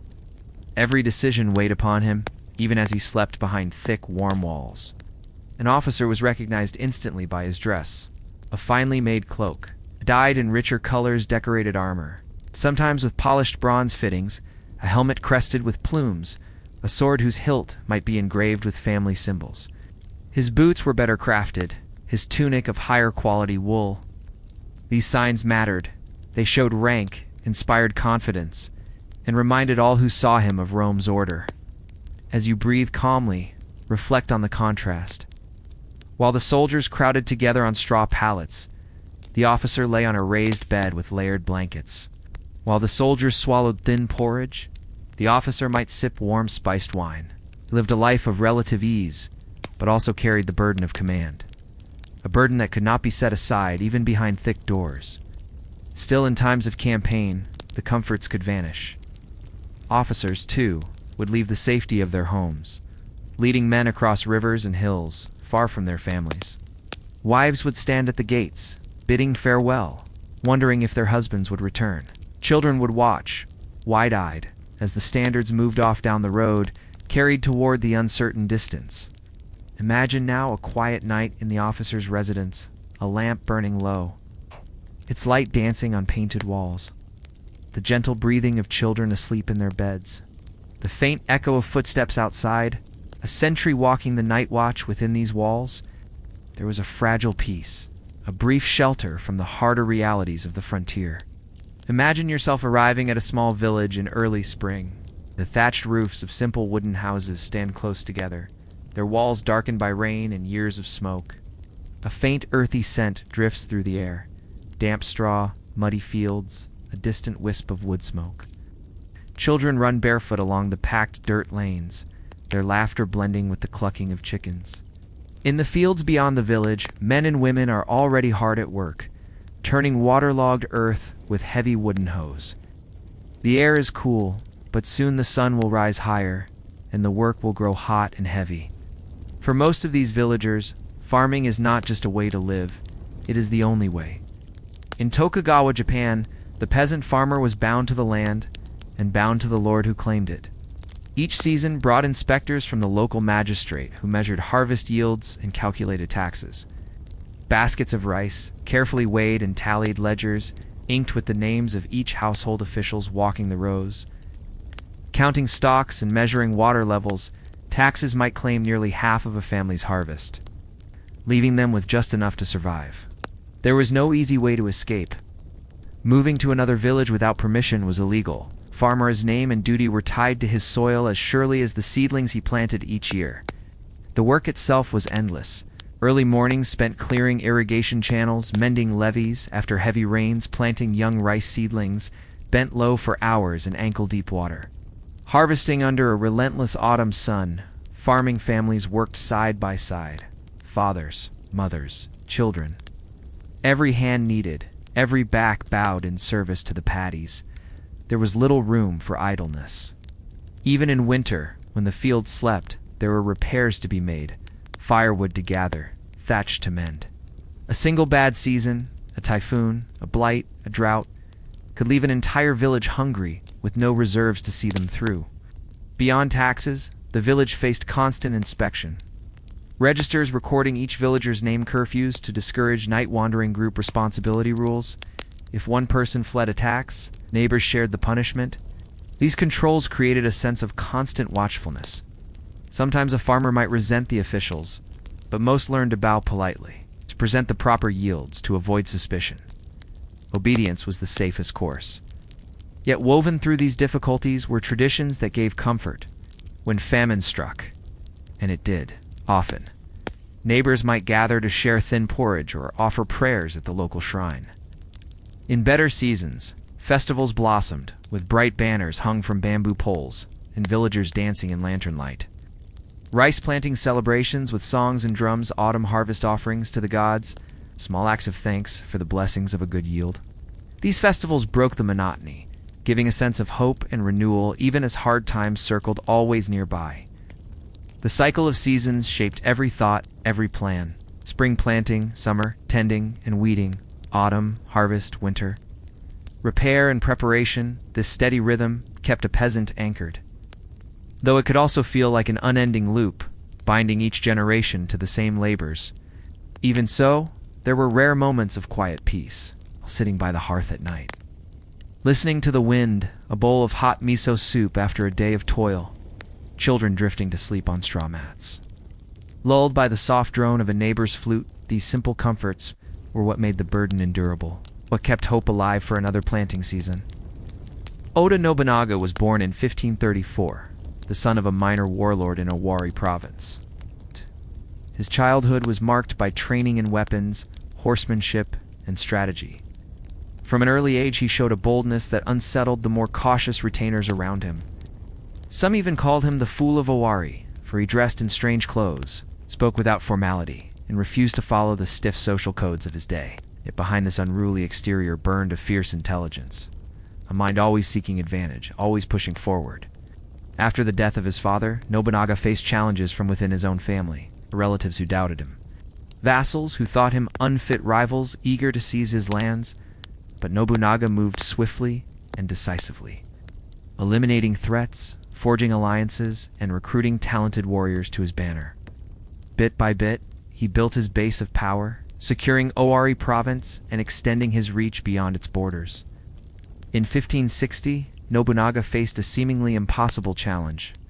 An army under Imagawa Yoshimoto, vastly larger and more experienced, marched toward Kyoto, sweeping aside all opposition. Nobunaga, with only a fraction of the men, made a bold gamble. He launched a surprise attack during a thunderstorm, catching Imagawa's forces off guard.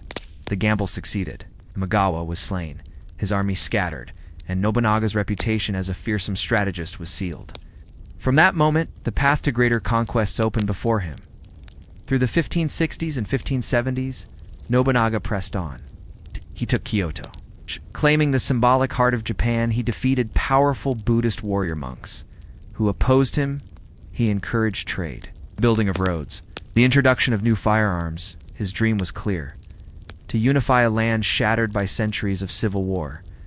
He rewarded loyalty and punished betrayal, drawing both admiration and fear.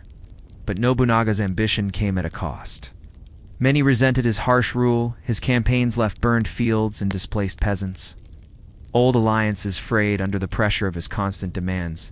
His own generals grew uneasy, wondering if they, too, might one day fall victim to his unbending will. And so, in 1582, the story took its tragic turn. Nobunaga was staying at the temple of Honnoji in Kyoto, enjoying what he believed to be a time of rest. But one of his closest generals, Akechi Mitsuhide, rose against him in a sudden betrayal. Mitsuhide's soldiers surrounded the temple at dawn, their armor glinting in the first light. Nobunaga, caught with only a small guard, could not escape. Refusing to be taken alive, he took his own life as the temple burned around him, its smoke rising over the city like a dark memorial to all he had built and all he had destroyed. In rural communities, shrines served as a link between the human world and the divine. Farmers prayed for rain, or fair-weather families offered thanks for healthy children. Villagers marked the passing seasons with small rituals. These humble places were woven into the rhythm of daily life. They were tended by caretakers, sometimes just one old villager, who swept the grounds, placed fading offerings, and guarded the traditions handed down through generations. Imagine coming upon one on a quiet path, a narrow torii gate of unpainted cedar, its wood silvered by years of sun and rain, a simple hondan, or main hall, set upon stone foundations. Little bells that move gently in the breeze, sending out delicate chimes. There might be a small water basin, filled by a trickle from a nearby stream, where worshippers wash their hands before approaching the shrine steps. The smell of damp earth and fallen leaves would mix with faint incense, left by someone who had come to make a wish. Many of these shrines have faded away. Fires, storms, and war took their toll. Changing rulers reshaped religious policies. Villages themselves sometimes vanished, abandoned after famine or plague. Yet archaeologists still find traces: broken roof tiles with ancient family crests, stone lanterns tipped over and half buried in moss foundations of altars, marked with names long lost to memory. Each discovery adds another thread to the tapestry of rural life, a quiet reminder of faith carried through centuries. Village shrines often honored kami, local spirits linked to the land itself. A mountain spirit who guarded streams, a rice field protector who watched the harvest, a guardian spirit of children, standing with a kindly, timeless patience. These kami were close, approachable, woven into the daily world. People might talk to them almost like neighbors, leaving rice, salt, or folded paper charms to invite their favor. Even the smallest shrines would come to life during festivals. Lanterns lit in the evening, glowing like fireflies, simple dances to honor the harvest songs carrying through the night, mixing with the sound of crickets. For a moment, the shrine was not just a place of prayer, but the heart of a joyful gathering. Old people and children alike found comfort there, feeling the centuries roll past in a single peaceful night. Let yourself imagine standing in front of one of these shrines as dusk settles in. The air is still, the leaves barely moving, the faint smell of burned incense clings to the wood. A distant dog barks, reminding you that the village is not far here. The burdens of the day feel lighter.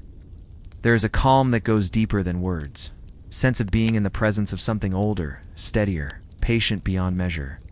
Imagine approaching a samurai house, tiled roof, with slightly curved eaves, white plastered walls. Neat and measured, a wooden gate watched by a retainer inside. A polished corridor leads to rooms laid with woven straw mats, their scent earthy and faintly sweet. Sliding doors of paper and wood decorated with subtle painted patterns separate the family spaces from the formal reception room. The samurai family was tightly organized. The patriarch responsible for duty and honor his wife, managing household affairs, supervising servants, arranging seasonal rituals, sons who trained in swordsmanship and archery, daughters taught to maintain the home and uphold family traditions. Each member understood their role. The household functioned almost like a small army, with clear hierarchy and shared purpose. A samurai's day began early. Morning sword practice in the courtyard, reading and writing lessons, essential for a cultured warrior, supervised drills for the younger retainers after training. Simple breakfast. Perhaps rice, pickles, and a little fish, served with tea.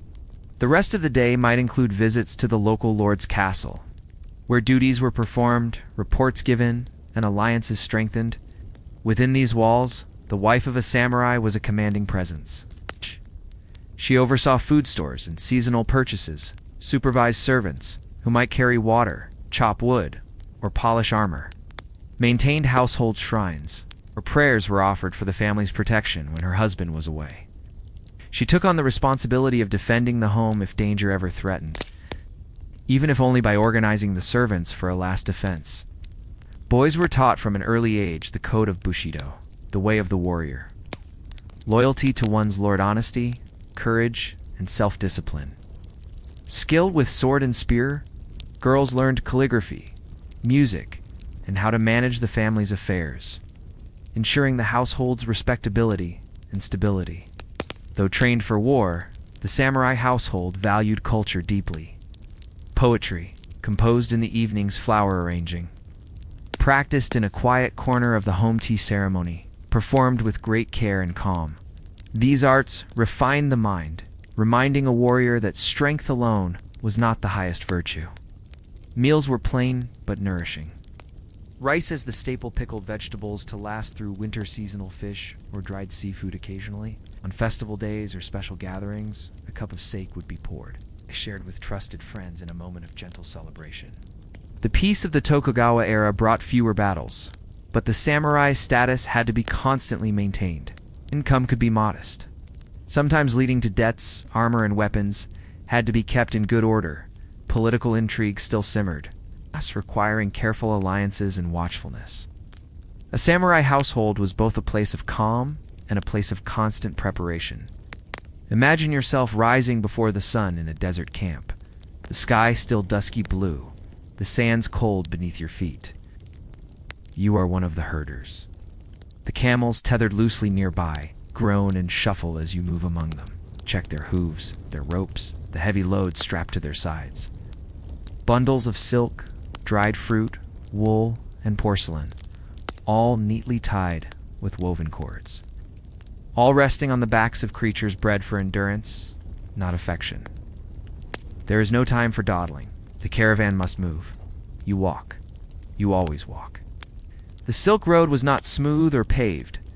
It was dust, stone, shifting sand.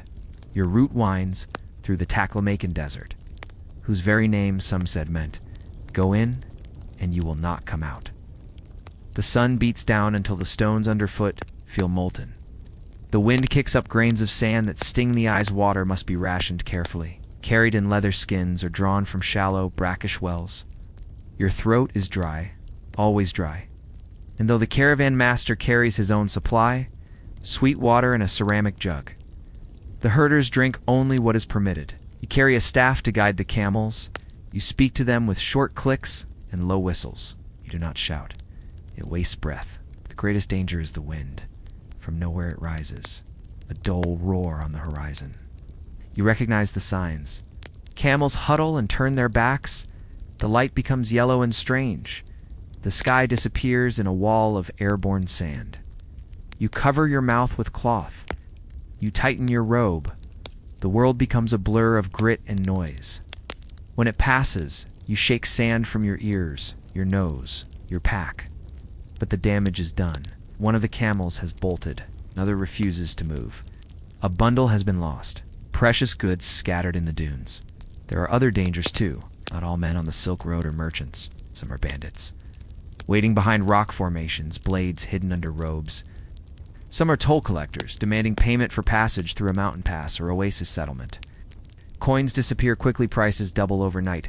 Accusations of smuggling hang in the air. You speak little. You nod when spoken to. Keep your head low. Your job is not to argue. It is to move the camels. The days are long, sometimes 12 hours or more under the open sky. You walk beside the animals, never riding, watching their legs for signs of fatigue, their breathing for hints of trouble. At night, camp is set. Tents are pitched. Fires are lit with dried dung or kindling carried from the last stop. Dinner is simple: flatbread baked on hot stones, bits of dried mutton, soaked to softness tea. If you are lucky, bitter and strong, then sleep. Not in silence, but in the soft breathing of camels, the distant bark of foxes, and the rustle of canvas shifting in the wind. Each day is like the one before. Check the loads, count the animals. March in heat, rest in cold. You measure distance in days. You stop when the caravan stops. You move when the horn sounds. Your world is narrow, bounded by dunes, packs, and the line of the horizon. And yet, there are small comforts. A joke shared with a fellow herder, a good fire on a windless night, a camel that nuzzles your sleeve as if recognizing your scent. You hum quietly to yourself, song passed down by your father, who walked these same roads. Perhaps you will do this again next year, or perhaps not. It depends on the coin, and on the camels. Located on the southern rim of the Taklamakan Desert, Nia was a crucial stop on the southern Silk Road route. It flourished between the 2nd century BCE and the 4th century CE, a small but busy settlement that served travelers, traders, and local farmers. Canals once flowed here, fed by glacial melt from the Kunlun Mountains. Orchards lined the paths. Apricots, pomegranates, and mulberry trees. Merchants arrived with bundles of silk, lapis, and incense. But over time, water sources dwindled. Sand crept in. Nia disappeared. It was not until the early 1900s that explorers from far away nations began to dig into these forgotten lands. One such man was Sir Arl Stein, a quiet, meticulous scholar who walked thousands of miles across Central Asia, guided by fragments of maps and stories preserved in ancient texts. When he arrived in the Naya region, he found what others had overlooked. Ancient wooden beams sticking up through the sand-fragile paper documents tucked inside pots, skeletons of homes, still standing. The dry desert air had preserved everything with eerie perfection. From these ruins emerged more than treasure. Wooden tablets written in Kharosthi script, contracts, tax records, letters, silk robes dyed deep crimson, folded neatly in collapsed homes, household tools, combs, shoes, needles, mirrors, children's toys, one letter. Over 1,600 years old, read like something from today. A merchant writes to his wife, asking how the house fares, when he might return, and whether the silkworms have spun. Another described a legal dispute over a stolen donkey. These were not the affairs of kings, but of people, ordinary, patient, persistent. Nia also had shrines, wooden pillars with painted images of local deities. Clay offerings still lay on their altars, coins, beads, small carved birds, though faded. The artwork showed influences from many lands: Buddhist symbols, Indian motifs, Chinese brushwork. This was not just a city. It was a crossroads of culture. It's a melting point where East met West. Not in conquest, but in quiet routine. And then it ended. The rivers dried. The orchards withered. Sand crept across roads that were no longer walked. People left, one by one. Some left furniture. Some locked their doors behind them. There was no sudden violence. No fire. Just the slow fade of life into absence. A city exhaled and was still. Today, when archaeologists uncover parts of Nia, they move with care. Each object is brushed gently. Each page is read in silence. They wear masks to keep their breath from disturbing the ancient dust. Even footsteps are muffled, as if the past is sleeping just beneath the surface. So imagine yourself now, standing on that sand-covered plain. The wind is gentle, the sky is vast, and at your feet, hidden under centuries of drift, lies a vanished world. A shop, a home, a path once worn smooth by passing sandals. Here in the silence, you feel the weight of time. Not as a burden, but as a gentle presence. Each grain of sand a memory, each collapsed beam a fragment of someone's ordinary day. Most caravanserais followed a similar plan. Strong outer gate, often thick and studded with iron, a central courtyard.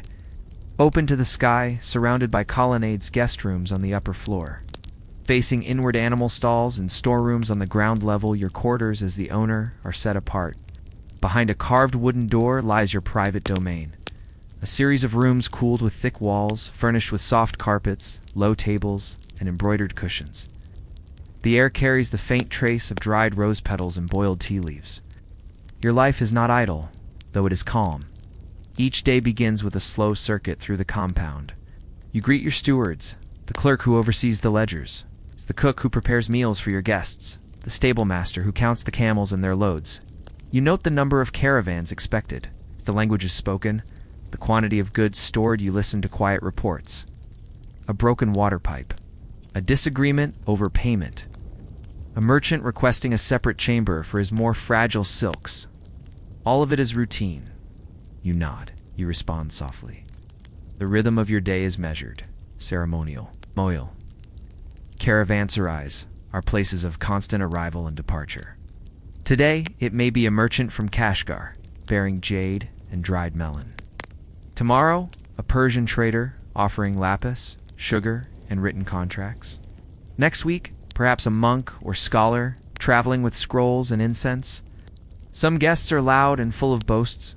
Others are quiet and withdrawn, barely speaking. Some leave gifts. Others only footprints. All are welcome, provided they respect your rules. Your caravanserai is neutral ground. No weapons drawn. Debts collected. No disputes continued. Here, for a night or two, there is peace.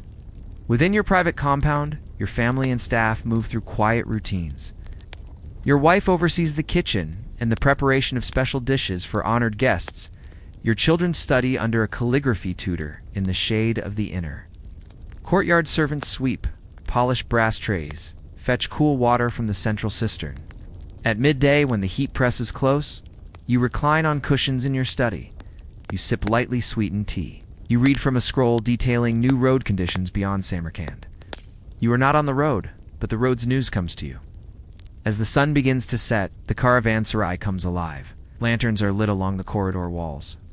The kitchen sends out smells of lamb stew, cardamom rice, baked flatbread. Laughter echoes across the courtyard. As travelers share tales by the fountain, sometimes you join them, sitting with your hands folded, smiling quietly as a man from the west tells of mountain passes and strange customs. You do not interrupt, you simply listen. Afterward, you return to your quarters. You write notes into your ledger. The year, the route, the number of animals. You're a businessman after all. In winter, you make preparations. Extra blankets laid out, more firewood stored, a guard posted at the gate to turn away bandits seeking shelter without coin in spring. New contracts are drawn. You invest in local die makers. You hire masons to repair the walls where frost has cracked the plaster. You do not fight wars or ride horses, but you hold power. Quiet, enduring power. Yours is the kind of wealth that does not show off, simply persists. The years pass gently. Your beard grows longer. But your eyes see more than they used to. Fewer merchants surprise you now. Fewer stories are new. But still, you sit in your inner garden, watching the breeze move the leaves of the fig tree your grandfather planted. And still, the caravans come. The sound of hooves at dawn, the creak of wooden wheels, the quiet voice at the gate. We seek rest, and you give it. Imagine yourself awakening in the chill just before dawn. Sky is still gray. The ground beneath you hard-packed, dusty, littered with pebbles. You pull a rough wool cloak over your shoulders. It smells faintly of smoke and livestock. The goats are already stirring. You're a herder in Laconia, the countryside around Sparta. Your job is not one of glory. It is of patience, of repetition, of surviving the seasons. Each day begins like this, with quietness and cold and the slow gathering of your animals. Laconia is not lush. The land is rocky, uneven, and dry for much of the year. In summer, the earth cracks beneath your sandals. In winter, the wind from Mount Tagitus howls through the scrub brush. Rain comes rarely, and when it does, it cuts gullies in the hillside paths. There are olives and figs, yes, but the yields are modest. The soil is stubborn. The fields are few. Much of the good land is controlled by the Spartan state, worked not by citizens. but by Helletzin-slaved laborers whose lives are harder still. And you tend to the herd's goats, mostly. Occasionally sheep. Never cattle. The land could not support them. You walk, you always walk, along narrow ridges with the low bleating of goats around you. You watch the sky for birds of prey, the underbrush for snakes. You scan for Spartan patrols, and for others raiders, perhaps, from the hill tribes or rival city-states. Your tools are few. Staff. A sling sometimes for chasing away wolves. A waterskin tied carefully with a leather strap. Your feet are calloused, your cloak never fully clean. But this is life unfolding slowly beneath the wide, hard sun. There's little food. Your midday meal might be a bit of barley bread, a piece of dried fig, or a few olives bitter and oily. You drink from springs if they're running. You know where to dig, shallow and slow. If the ground is dry, you do not waste water. You do not waste words. Everything is measured, including you. Sparta is always at war. Even in times of peace, its men train for war. And you herder farmer servant, you live in its shadow. Raids from neighboring regions can come without warning. Supplies are requisitioned by Spartan officials without thanks. Sometimes helots rise up in quiet rebellion, and sometimes they vanish. When the Cryptia moves through the hills, you do not ask questions. You do not speak their name aloud. You keep your goats close. You keep your thoughts closer. As the sun dips behind the mountains, you settle for the evening. A small fire just enough to keep warm, not enough to be seen. You lie beside your animals, cloak wrapped tight. The stars emergent, moving, silent, ancient. You may hum softly to yourself, a shepherd's melody, an old tune from your grandmother's lips. You are tired, but not surprised by your fatigue. Every day is the same. Walk, watch, wait. One eye on the herd, one eye on the hills. There are no statues of Spartan herders. No epics, no carved names in stone. But they lived. They worked. They endured. And without them, without the quiet labor of those beyond the battlefield, there would be no Sparta. The goats still needed tending. The olives still needed pressing. The grain still needed harvesting. Someone like you had to carry on. Imagine now a shift in scene and spirit. From the quiet hills and herds, we move toward a sharper, colder morning, the camp of Spartan warriors preparing for battle. Here stands Leonidas, king and commander, his armor worn but steady, his eyes fixed on the horizon where shadowed forces gather. This is Sparta's defining moment, the story told and retold through centuries.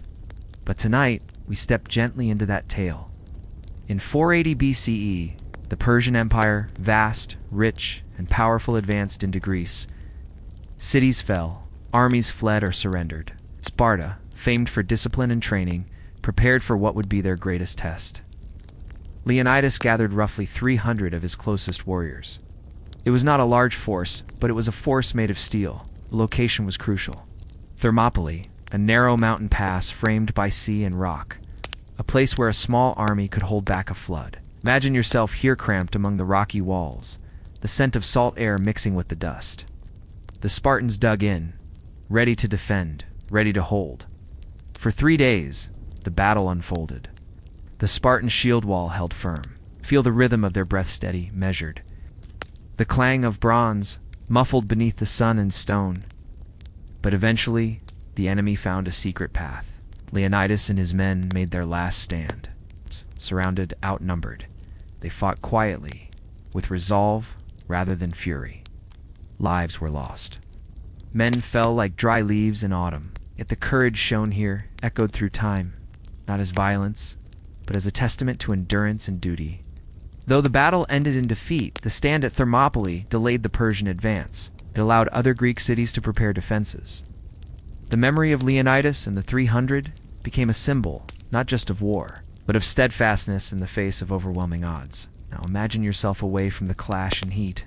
Imagine the silence after battle, the smell of cold stone, the soft wind through olive branches, the rhythm of life continuing despite loss, the fields needing tending, the fires needing stoking.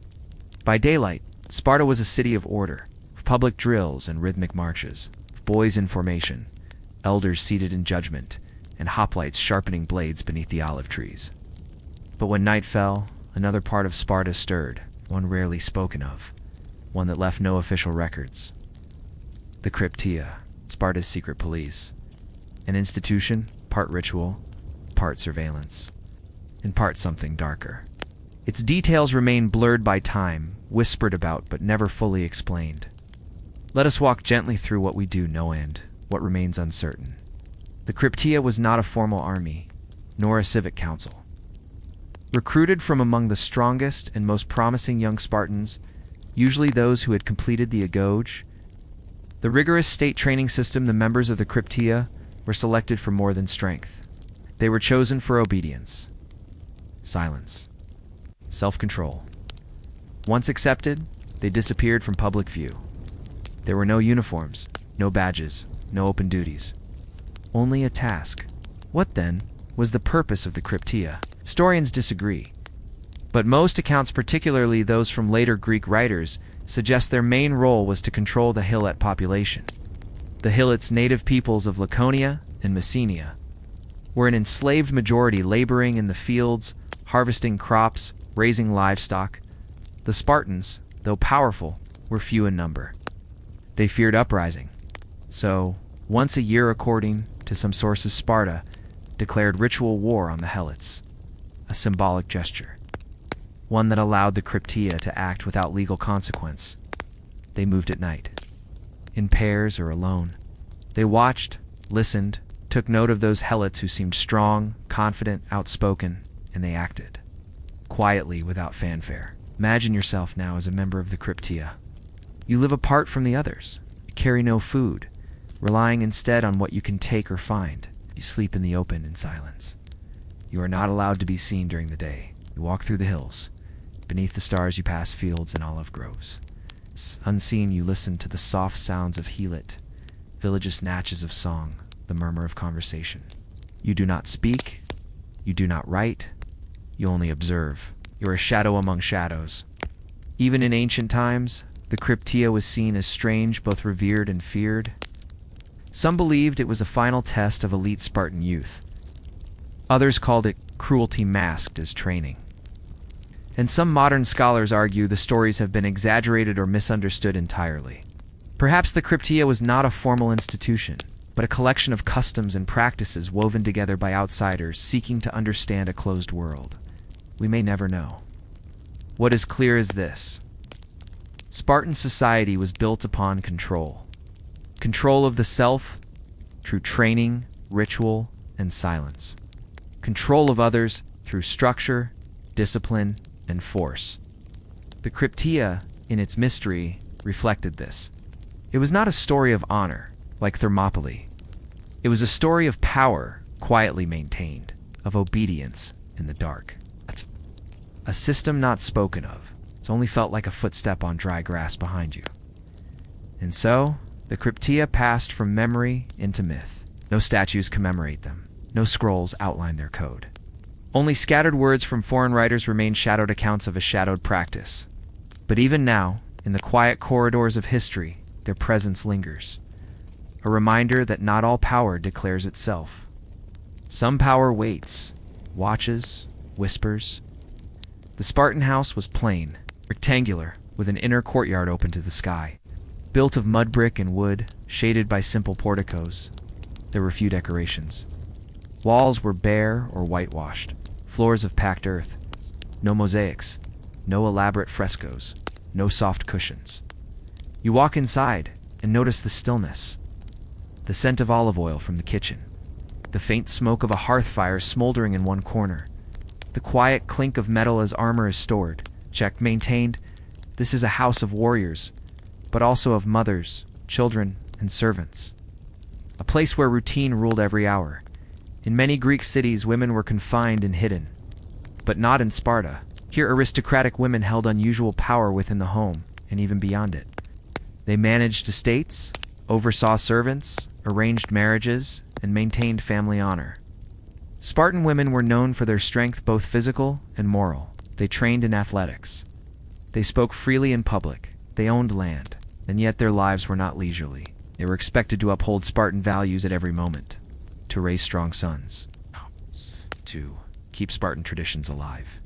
Their words carried weight, but always within the rigid bounds of Laconian custom. From birth, children were watched, measured, judged. Those deemed too weak did not survive. A cruel truth cloaked in the belief that Sparta must be strong. Boys at age 7 were taken from their homes to begin the Agajda, rigorous state education system. There, they learned to endure pain, hunger, and cold. They learned to speak little, to obey quickly, to fight without fear. Girls remained at home, but they too trained. In running, in throwing, in singing hymns to the gods. Both boys and girls were raised to see themselves not as individuals, but as instruments of the state. Even meals, in a Spartan home, reflected austerity. The infamous black brotha, simple soup of boiled pork, blood, salt, and vinegar, was a staple. It was not made to be delicious. It was made to be sustaining. Men often dined together in communal messes, away from the home, reinforcing their bonds as soldiers. At home, food was practical: salted fish, barley porridge, goat cheese, figs when in season. There was little room for indulgence. Even in comfort, moderation ruled. The household followed a calendar shaped by tradition. Religious festivals marked the season's offerings to Artemis and Apollo were made choral songs. Recitations of war deeds and ritual dances shaped social life. There were no grand spectacles, no overflowing banquets. Only the rhythm of old songs, the flicker of oil lamps, the discipline of daily tasks. And so passed the days of the aristocratic family, bound by pride, by duty, by Sparta itself. They did not yearn for riches, but they did not chase novelty. They upheld a way of life shaped by fear of decline, by memories of glory, by the belief that order was everything. Their lives were measured, their routines precise. A quiet rigor that held the city together, thread by silent thread. Imagine yourself waking in a low, narrow room. The wooden beams creak in the wind. The fire in the hearth has long since gone out, leaving only the faint warmth of yesterday's embers. Your cloak smells of smoke and dried fish. Your boots, still damp from the day before, are stiff with salt. Outside, the dawn light is dim and gray-filtered through mist and drizzle. The North Sea waits, cold, deep, relentless. This is your morning, and tomorrow's, and the next. You rise early, shoulders stiff, fingers already raw from rope and oar. Fishing boats' nares or fairings must be launched by hand. The wooden holes are heavy and worn, hauled over slick stones and frozen sand. There is no harbor here. No protection from the wind. No only open water and endless sky. You push off into waves that tilt and shift with a cold patience. You bail water constantly. You grip the oars with numb hands, and the work does not pause for rest. The fish are not plentiful by choice. They must be pursued, pulled from the deep with nets and lines, then gutted and salted before they spoil. All under skies that shift from mist to sleet without warning. In this world, the wind is not just weather, it is a constant companion. Some days it howls so loudly that no voice can be heard above it. On others, it settles into a stillness that feels uncanny, as if the sea itself is holding its breath. Storms can rise suddenly, the sky turning black within minutes. Lightning flickers over distant fjords. Small boats, so light and so low, are tossed like driftwood. The cold creeps in, not dramatically, but persistently. A damp, bone-deep chill that clings to your skin and seeps into your joints. The reward for your labor? Fish and more fish, dried, smoked, salted, boiled. Occasionally, seal meat or a few eggs from a seabird's nest. A meager stew made of barley and broth. You eat quickly, sitting on a low bench near the hearth, surrounded by smoke. The room smells of seaweed and sweat. There are no spices. No fire-roasted delicacies. Only what the ocean allows in the season does not always favor you. Even in a small village, status matters.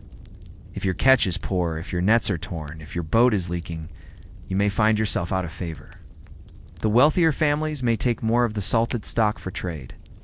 Fights over fish, over debts, over boat rights are not uncommon.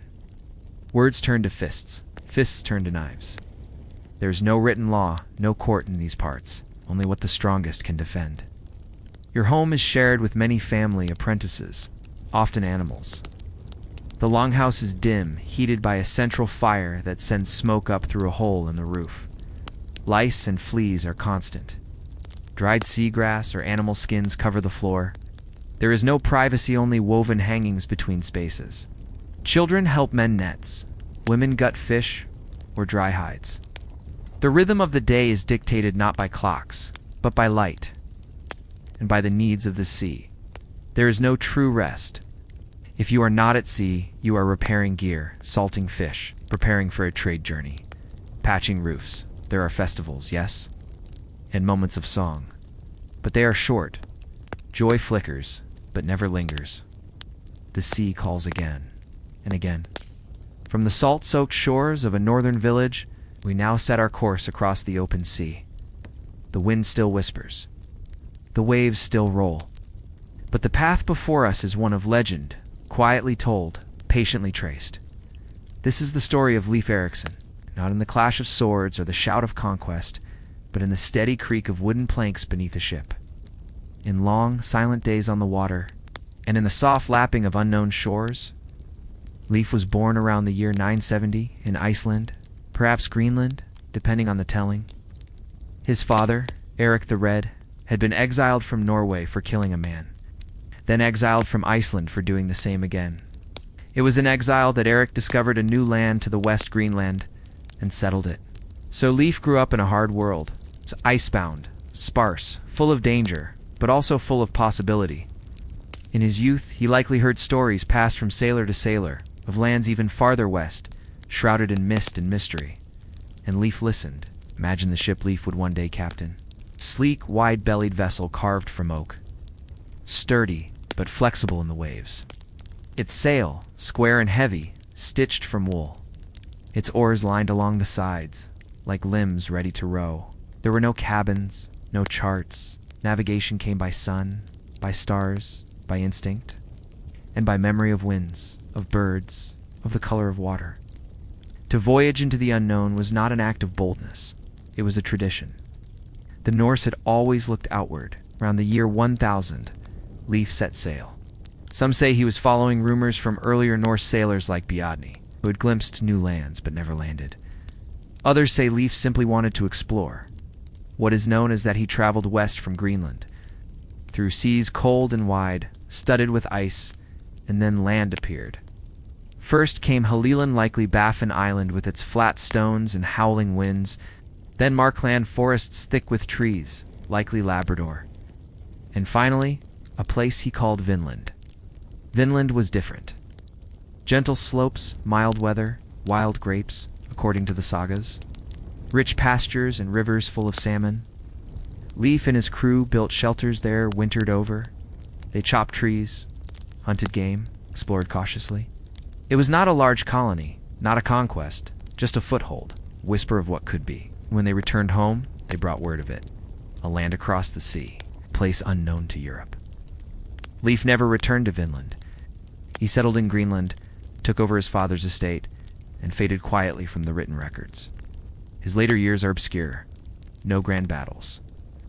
No royal courts. Just the enduring echo of a voyage. Centuries later, Leif Erikson would become a symbol, a Norse Columbus of sorts. But unlike the figures of empires and flags, Leif's story remained quieter. A man who crossed the Atlantic before it was mapped, who lived and died without fame in his own time. His footsteps on foreign shores were soon forgotten.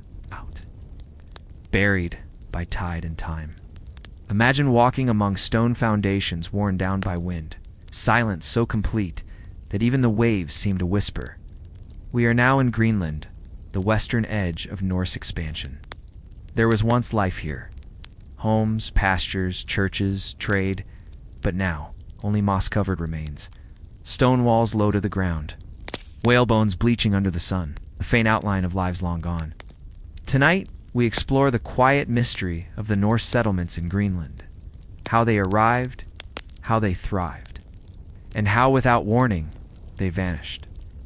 The story begins around the year 985. Eric the Red, father of Leif, led a fleet of settlers from Iceland to this new land. He called it Greenland, a hopeful name, perhaps chosen to make the harsh island sound more inviting. and for a time it was. The settlers established two main settlements: the eastern settlement near present-day Kakertok, and the western settlement farther inland. They brought sheep, goats, cattle, built turf homes with thick walls and sloped roofs. They grazed animals on the sparse but usable grasslands. At its peak, the Norse population here may have reached 2,000 to 3,000 people, small but sturdy. Daily life here was slow, structured, and deeply reliant on the seasons. Homes were heated with peat and dung. Light came from small oil lamps. Meals were mostly dairy, fish, and preserved meats. Trade ships arrived irregularly from Iceland or Norway, bringing iron, timber, and cloth. In exchange, the Greenlanders offered walrus ivory, animal skins, and the occasional Arctic fox pelt. They built churches of stone, some with carved bells, imported chalices, and Christian crosses. These were not wild warriors, but farmers and herders, quiet, devout, and enduring. And yet, slowly, things began to change. By the 1300s, the western settlement had vanished, and the eastern settlement wasn't far behind. What happened? No one knows for sure, but there are clues. One theory: climate. The Little Ice Age, a period of cooling that began in the 14th century, made summers shorter and winters harsher. Pastures withered, sea ice blocked trade routes, ships stopped coming. Another theory: overgrazing. The settlers brought European-style agriculture to a fragile Arctic land. Soil eroded. Grass failed to return. Herds starved. And yet another: social rigidity. Some archaeologists suggest that the Norse clung to their traditions too tightly. Refusing to adopt Inuit technologies like kayaks or seal hunting gear, they grew increasingly isolated. Whatever the cause, the end came gradually. A farm left untended, a church unused. A child's comb carved from bone dropped on a floor, never swept again. No signs of violence, no mass graves, no last battle. Only the silence of a people slipping away generation by generation into the snow. By the early 1400s, the Norse of Greenland were gone. Today, their legacy lies beneath lichen and frost. Excavations have uncovered ruins of longhouses, barns, and churches. Iron tools rusted in place, bits of cloth, wooden bowls. A bishop's crozier found in a grave, spindle whorl from a loom, a chess piece carved from walrus's ivory. Objects once touched daily, now studied carefully. There is no great monument, no preserved palace, only quiet fragments, telling a story of resilience and of quiet disappearance. Imagine a wide timber hall, its roof high and sloping, its interior dim and warm from the steady crackle of a central fire pit. The scent of smoke clings gently to woolen cloaks, and cauldrons simmer slowly. Shadows flicker on carved wooden beams. We have entered the longhouse of a Jarl Viking noble, a man of standing, wealth, and reputation, and the world around him is markedly different from that of the wind-chafed fishers and coastal herders. Tonight we settle into the rhythm of the elite. The longhouse is not just a home, it is a symbol. Long and narrow, often over 80 feet in length, it houses an extended family, servants, warriors, and guests. At its center, the heartha, source of heat, light, and gathering. Benches line the walls, covered in furs. As the smoke from the fire rises, curling up toward a smoke hole in the roof. Carved beams often depict serpents or gods. Shields hang beside drinking horns. Everything speaks of lineage, of stories passed from voice to voice, of authority. Life here follows a slow, deliberate rhythm. The Jarl may begin his day hearing disputes among local farmers. He serves not just as a war leader, but as a judge, a host, a landholder. Meals are richer than in common households. Roasted meats, bread made from finer grains, imported spices when trade is good. Wine or meat is poured into heavy cups. Bread is eaten with fresh butter, and fish is sometimes smoked with aromatic herbs. But it is still a cold world, and the elite are not exempt from its shadows. They feel the pinch of famine, the reach of war, the weight of honor. Their comfort is real but fragile. A Jarl's household includes thralls, enslaved people performing labor. There are serving women, some taken in raids, some born into servitude. Huskarls, loyal armed retainers, live nearby or under the same roof. His wife, often manages the longhouse itself. Food stores, cloth production, trade goods. She is powerful in her own right and often carries a ring of keys on her belt, symbols of her stewardship. Children are raised with tales of ancestors. Boys are trained to fight. Girls learn to spin, sew, brew, and manage. And always, there is the telling of stories during long winter nights when snow presses against the walls. The Longhouse is also a center of hospitality. When guests arrive, be they neighbors or distant travelers, they are greeted with ritual politeness and expected generosity. Feasts might be held to honor a wedding, a birth, or a seasonal change. Drums beat slowly. Storytellers speak. Songs rise like smoke in the hall. But feasts serve more than mirth. They affirm bonds. Who sits where? Who is served first? Who drinks with whom all speaks to social standing? In a world without written contracts, reputation is everything. A Jarl holds power through land, alliances, and memory. He must keep the loyalty of his thingmen, his warriors and kin. He is expected to lead raids, to give gifts, to maintain the delicate balance between pride and diplomacy. A wise Jarl is not just fierce, but fair, generous, calculating his downfall if it comes. Often arrives not with battle, but with betrayal, bad harvests, or loss of honor, and once a Jarl's hall falls silent, quickly fades into the earth like all others. Picture the Longhouse as night settles. The fire burns lower. A gentle warmth remains. Children sleep beneath wool blankets. The wind howls faintly beyond the walls. The Jarl leans back, eyes half closed, as someone plucks the strings of a lyre. It is a world of leather and smoke, of weight and custom, of hard-fought luxury. But in the end, it too shares the same hush that falls over every life. Picture the Longhouse as night settles. The fire burns lower. A gentle warmth remains. Children sleep beneath wool blankets. The wind howls faintly beyond the walls. The Jarl leans back, eyes half closed, as someone plucks the strings of a lyre. It is a world of leather and smoke, of weight and custom, of hard-fought luxury. But in the end, it too shares the same hush that falls over every life.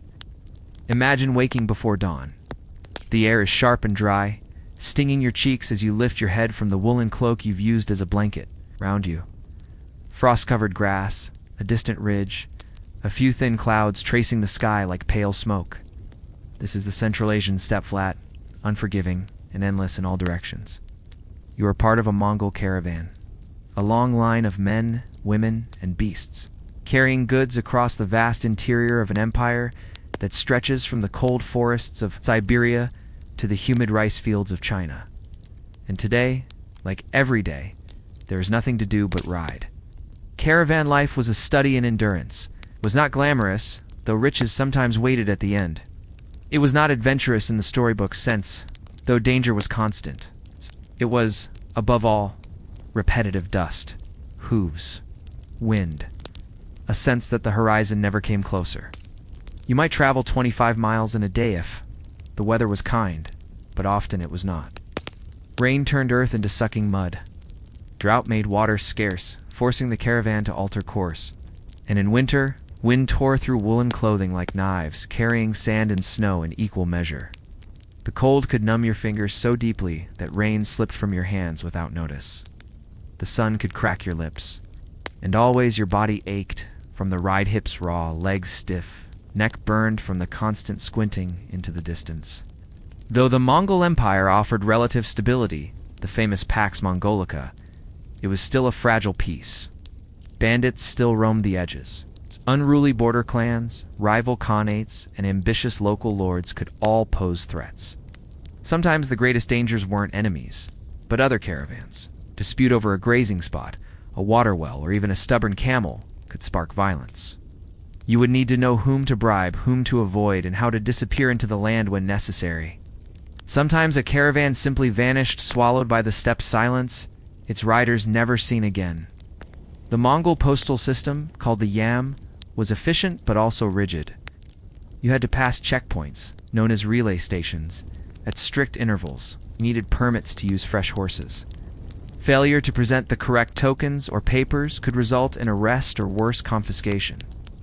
Laws were harsh under the Yasa, the Mongol code. Stealing a horse, that was death. Insulting a noble, lashing, or worse. And all of this was enforced swiftly, without appeal. You learned quickly to keep your head down and your papers ready. And then there were the animals. Your companions on this journey are as weather-worn as you. Short, shaggy Mongolian ponies, sturdy and fast, carry small riders or supplies. And Bactrian camels, with their twin humps and mournful eyes, bear the bulk of the load. Camels are hardy, but they are not kind. They bite, they groan. They kneel stubbornly in the dust and refuse to rise. You can tug, coax, or curse, but often nothing works but waiting. And time out here is precious. Even your boots betray youth, and soles offer little insulation. And your clothing, though layered and made from felted wool or animal hides, can only do so much against the bite of the wind. As the sun falls, the steppe turns quiet again. You gather in a circle, wind whipping at your back, hunched around a small dung-fueled fire. You eat dried mutton, or if you're lucky, fresh goat stew. Drink fermented mare's milk or Agzor and fizzy, and then you lie down. The stars wheel slowly above. The ground is hard. The camel nearby groans once more. Your knees are sore, your back aches. And in a few short hours, it will all begin again. This is the rhythm of caravan life. Not fast, not glorious, but long, hard, and utterly exposed to the land and sky. Let us step away now from the caravan trail and return to an earlier time, when the winds carried a boy's name across the steppes. Not with reverence, but with warning. That name was Temujin, name whispered by fires, remembered in fear and awe. Boy born into obscurity, and destined to become Genghis Khan. But greatness does not emerge overnight, and in Temujin's world, even survival was never guaranteed. Temujin was born sometime around the year 1162, though dates on the steppe were rarely fixed. He was born into the Borjigin clan, one of many in the vast Mongolian tribal mosaic. From the beginning, his life was marked by instability. His father Yasuge was a respected chieftain, but old rivalries ran deep. One day, while returning from arranging Temujin's future marriage, Yasuge was poisoned by a rival group. Temujin, then only a child, was suddenly fatherless. And without the strong hand of his father, his family's allies evaporated. They were cast out, left to fend for themselves on the harsh, open land. No protection, no wealth, just hunger, frost, and isolation. Imagine a young boy, teeth chattering in the spring wind, scavenging for roots and fish in the frozen soil, carving strength from hardship and discipline from cold. This was his beginning. Temujin's family lived on the edge. They boiled bones to make soup. They gathered wild onions, caught rats, and fought over scraps. At one point, the hunger and tension grew so intense that Temujin is said to have killed his half-brother in a dispute over food. The Mongol steppes were not forgiving. Even loyalty was uncertain. Later, Temujin was captured by a rival clan, the Taishid, and enslaved. He wore a wooden collar, used to mark prisoners and limit movement. But he escaped, not through brute force, but through quiet cunning, earning the sympathy of a guard, waiting for the right moment and slipping away in the dark. Each trial became part of the man who would rise, a quiet collection of lessons etched into skin, muscle, and mind. Temujin did not rise alone. No one ever does. He slowly gathered allies, men who admired his discipline, his strategic mind, and his ability to reward loyalty. He married Bert, a strong and intelligent woman who would stand beside him through war, betrayal, and political intrigue. He formed bonds not through blood, but through merit, something rare in a culture shaped by lineage. And in time, the steppes began to shift.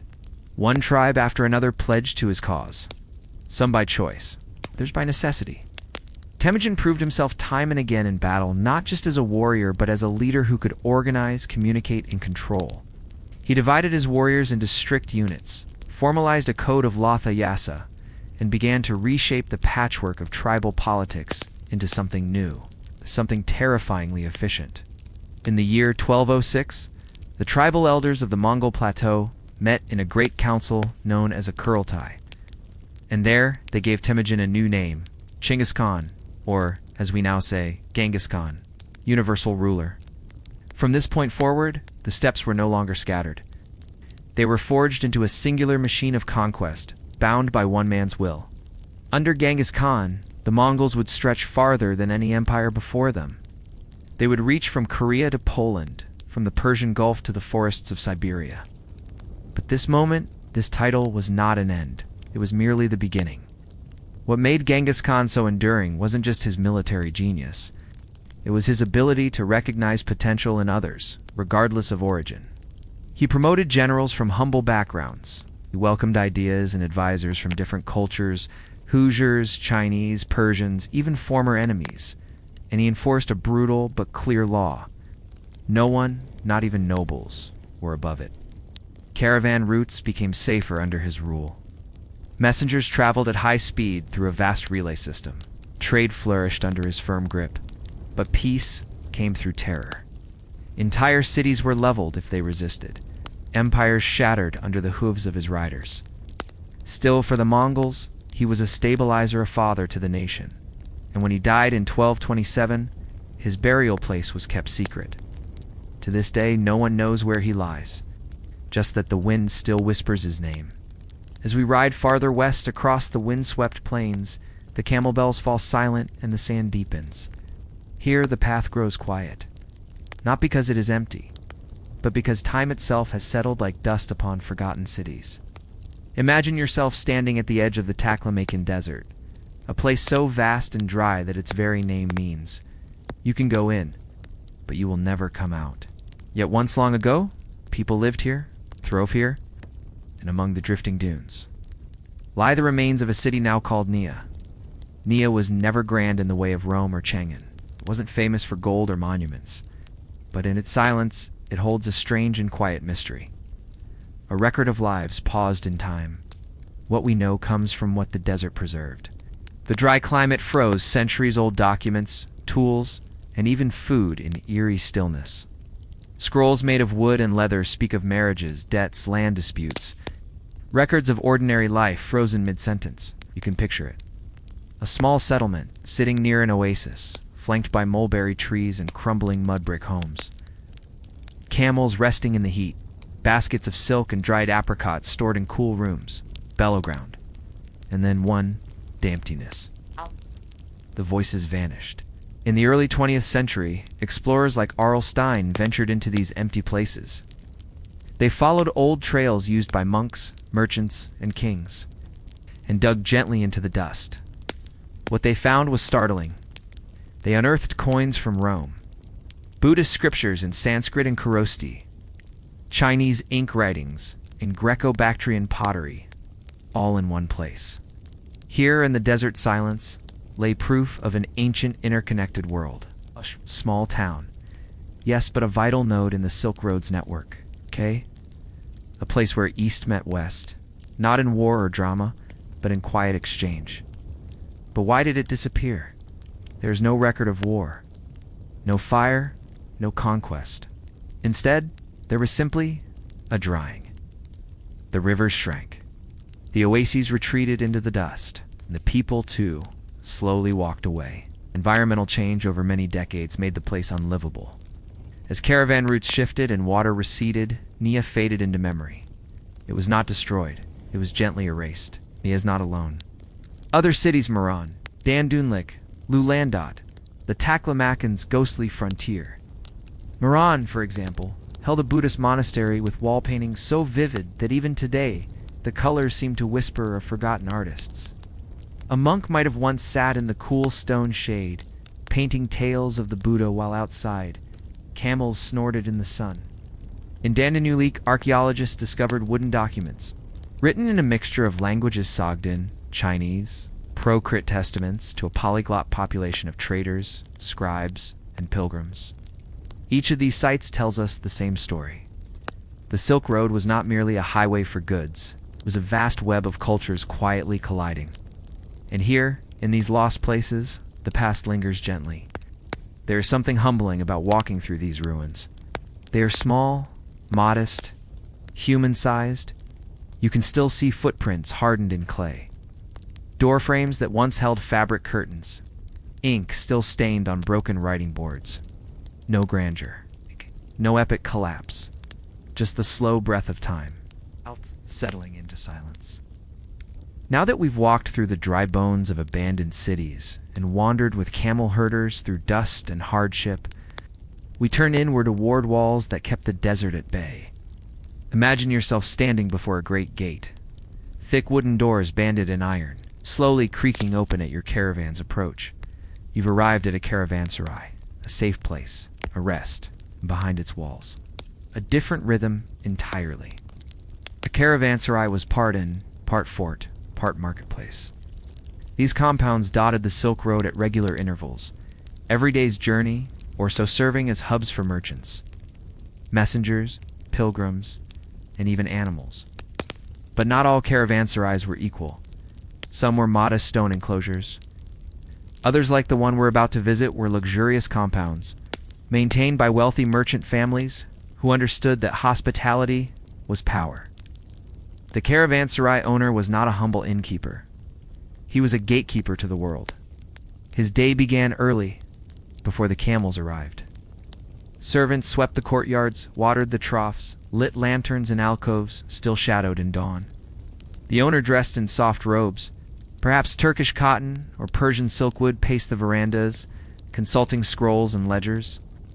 He knew the names of key traders. He knew which spices were in short supply, which jade shipments were overdue, and which empires were currently arguing over border tolls. Picture the space. A large open courtyard ringed with arched sleeping chambers and storage vaults. Camels knelt in the center, snorting, shifting, as handlers unloaded their bundles. To one side, a kitchen sent up the smells of rice, lamb, lentils, and roasted dates. To another, a small prayer alcove, open to all faiths. The owner's private quarters were raised up a small flight of stairs overlooking the courtyard like a watchtower. Here he entertained respected guests, not on carpets, but on low couches, with brass plates of figs and pomegranate and pitchers of sherbet flavored with rose water or sour lemon. But this wasn't charity, it was strategy. By offering clean bedding, fresh food, stabling for animals, and privacy to elite merchants, the caravanserai owner cultivated networks of obligation. In exchange, traders left behind news, contacts, or favorable trade terms. This was soft power in action, offering shade in exchange for loyalty. The owner often worked with scribes and interpreters, keeping records in multiple languages, Arabic, Persian, Uyghur, Sogdian, even Chinese. Deals were inked beneath lantern light, prices negotiated, messages sent ahead to the next way station. It was not a world of swords and raids, but of calculation and patience. The women's quarters hidden from most guests. The rhythms were quieter, but no less important. Here, wives, sisters, daughters, and hired women wove fine fabrics, supervised meals, and helped prepare guest quarters. Some read poetry in Persian or Arabic. Others embroidered cushions or mixed medicinal teas. And when the caravanserai hosted prominent guests, women of the household sometimes played music, lutes and hand drums, soft melodies drifting through the thick desert air. It was a rare kind of luxury. Serenity between storms. The life of a caravanserai owner followed the seasons. Summer brought heat and dust, more water needed, and extra shade arranged for travelers. Winter brought slower traffic, but also the long nights of storytelling and accounting. As servants huddled over small fires and shared tales from distant lands, one might speak of a haunted ruin in Bactria, another of a market in Samarkand, so full of color it made grown men weep, and overhead always, the stars. The same stars followed by camel herders, the same stars lost above Nia's empty ruins. The sky watched them all. At day's end, the caravanserai owner closed his ledgers. The gates were bolted, lamps dimmed, and the walls, thick and sun-baked, held back the winds of the night. Inside, all was calm. The journey continued but for now, there was rest. And as sleep settled over the courtyard, might imagine that in some quiet room, a merchant stirred in their blankets, dreaming of dunes, markets, and the next city beyond the horizon.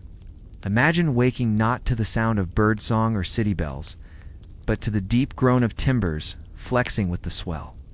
You're lying on a wooden board, your only comfort a scratchy wool blanket. The scent around you is a sour mixture of unwashed bodies, dried fish, and damp rope. It's dark, but not silent. Rats scurry overhead. Someone coughs in the corner, persistent hollow. A sound that suggests more than just the cold. Your stomach growls, but you already know what's for breakfast. Hardtack. Again, hardtack is your daily bread, literally. Dense, floury biscuits baked so dry they might outlive the ship itself. You knock one against the hull. It holds firm. So you soak it in your watered-down beer or soup, letting the weevils float to the surface before biting in. The beer, it's not for taste. It's safer than the brackish water in the barrels, which often smells of algae and metal. Your teeth hurt as you chew out from the biscuit, but from the early signs of scurvy. Your gums have begun to swell, a dull ache that never fully leaves. Above deck, the wind tears through the rigging. Sailors are already at work, their faces chapped and leathered from sun and spray. The captain's voice, barked from the quarterdeck, cuts through the wind. The punishment for laziness is clear lashings, or worse. Docto. Ninetails hangs in the master tarm's quarters. It doesn't need to be used often. Fear's enough. Life aboard isn't governed by clocks, but by bells. Every 4 hours, the ship's bell marks the change of the watch. The cycle is relentless. 4 hours on, 4 off. Day and night blur together. You dream in salt and smoke, if you sleep at all. Storms come with little warning. You might be eating when the first gust snaps the sail. You toss your bowl, scramble for the rigging. In a storm, the ship groans louder. Waves crash over the sides. Buckets must be manned. You bail furiously, the icy water soaking through your wool and into your bones. Sleep becomes impossible. You hang on, literally and metaphorically, to whatever you can. But storms aren't the worst of it. Disease waits patiently. The crowded hold is its playground. One man gets a fever, another breaks out in rashes. Soon half the crew is coughing, shivering, dying. There is no doctor, only the ship's surgeon, and he may be just a barber with a box of knives. Wounds fester, teeth fall out. Flesh bruises for no reason. You grow pale and tired, your breath turning sour, scurvy, again. And yet the journey goes on. There is, occasionally, a moment of calm. The ocean stretches like a sheet of hammered silver beneath a pale sky. Flying fish skim the waves. You might laugh. You might sing, if the captain allows it. But the salt eats at your hands, and the sun bakes your neck, and the voyage stretches on into weeks, then months. There are no port calls for pleasure. Shore leave is rare. Often the only break in the horizon is the sudden jagged shape of a storm, or another ship friend or foe. It's hard to say. I'll bug you, the sail snaps. Below, the rats breed, the food spoils. The air stinks of sweat and tar and dreams long since forgotten, and still the bell rings. Time moves in salt and wood and quiet desperation. This was the rhythm of life aboard a ship during the age of exploration. A life where you ate poorly, slept badly, and worked endlessly, all for the chance to perhaps glimpse land you would never own. Treasures you would never touch, and a legacy you would not be part of. You were part of the crew. That was all. But history remembers more than the hardships. And now, with our feet still damp, and our backs still sore from the hard wooden deck, we turn to one of the most famous seafarers of the era, a man whose journey defined an age and whose fate serves as a quiet echo of the risks all sailors faced. Imagine yourself standing at the helm of history, not its author necessarily, but its instrument. Now picture a Mono-Portuguese nobleman in Spanish service, cloaked in ambition and the sea's salt-kissed wind. Ferdinand Magellan, a name wrapped in legend, but behind the legend, a man marked by discipline, calculation, and a relentless belief in what lay beyond the known horizon. But before we drift into open waters, let us begin, gently at port. It is the year 1519. Spain is young and rising. Portugal, her neighbor, already has a thriving network of Eastern trade. Spicy cloves, cinnamon, nutmeg command, more than flavor. They are currency, they are empire. The known route to these riches is long and perilous, circling Africa and the Indian Ocean, guarded by Portugal. But Magellan believes otherwise, proposes a bold solution. Reach the same riches by sailing west, around the globe. King Charles I of Spain, young and eager, grants him 5 ships. Modest vessels by today's standards, wooden, square-sailed, crewed by men from across Europe. The Trinidad, San Antonio, Victoria, and Santiago. A fleet bound for an uncertain route, with no 170 men aboard, with no idea how far the sea will stretch. Their departure from Seville is not marked by fanfare. They slip away quietly in August, sailing down the Guadalquivir River, past reeds and whitewashed villages, and then out to sea, toward the unknown. As they sail along the coast of South America, progress is slow. The maps are unreliable. The coastlines are unfamiliar.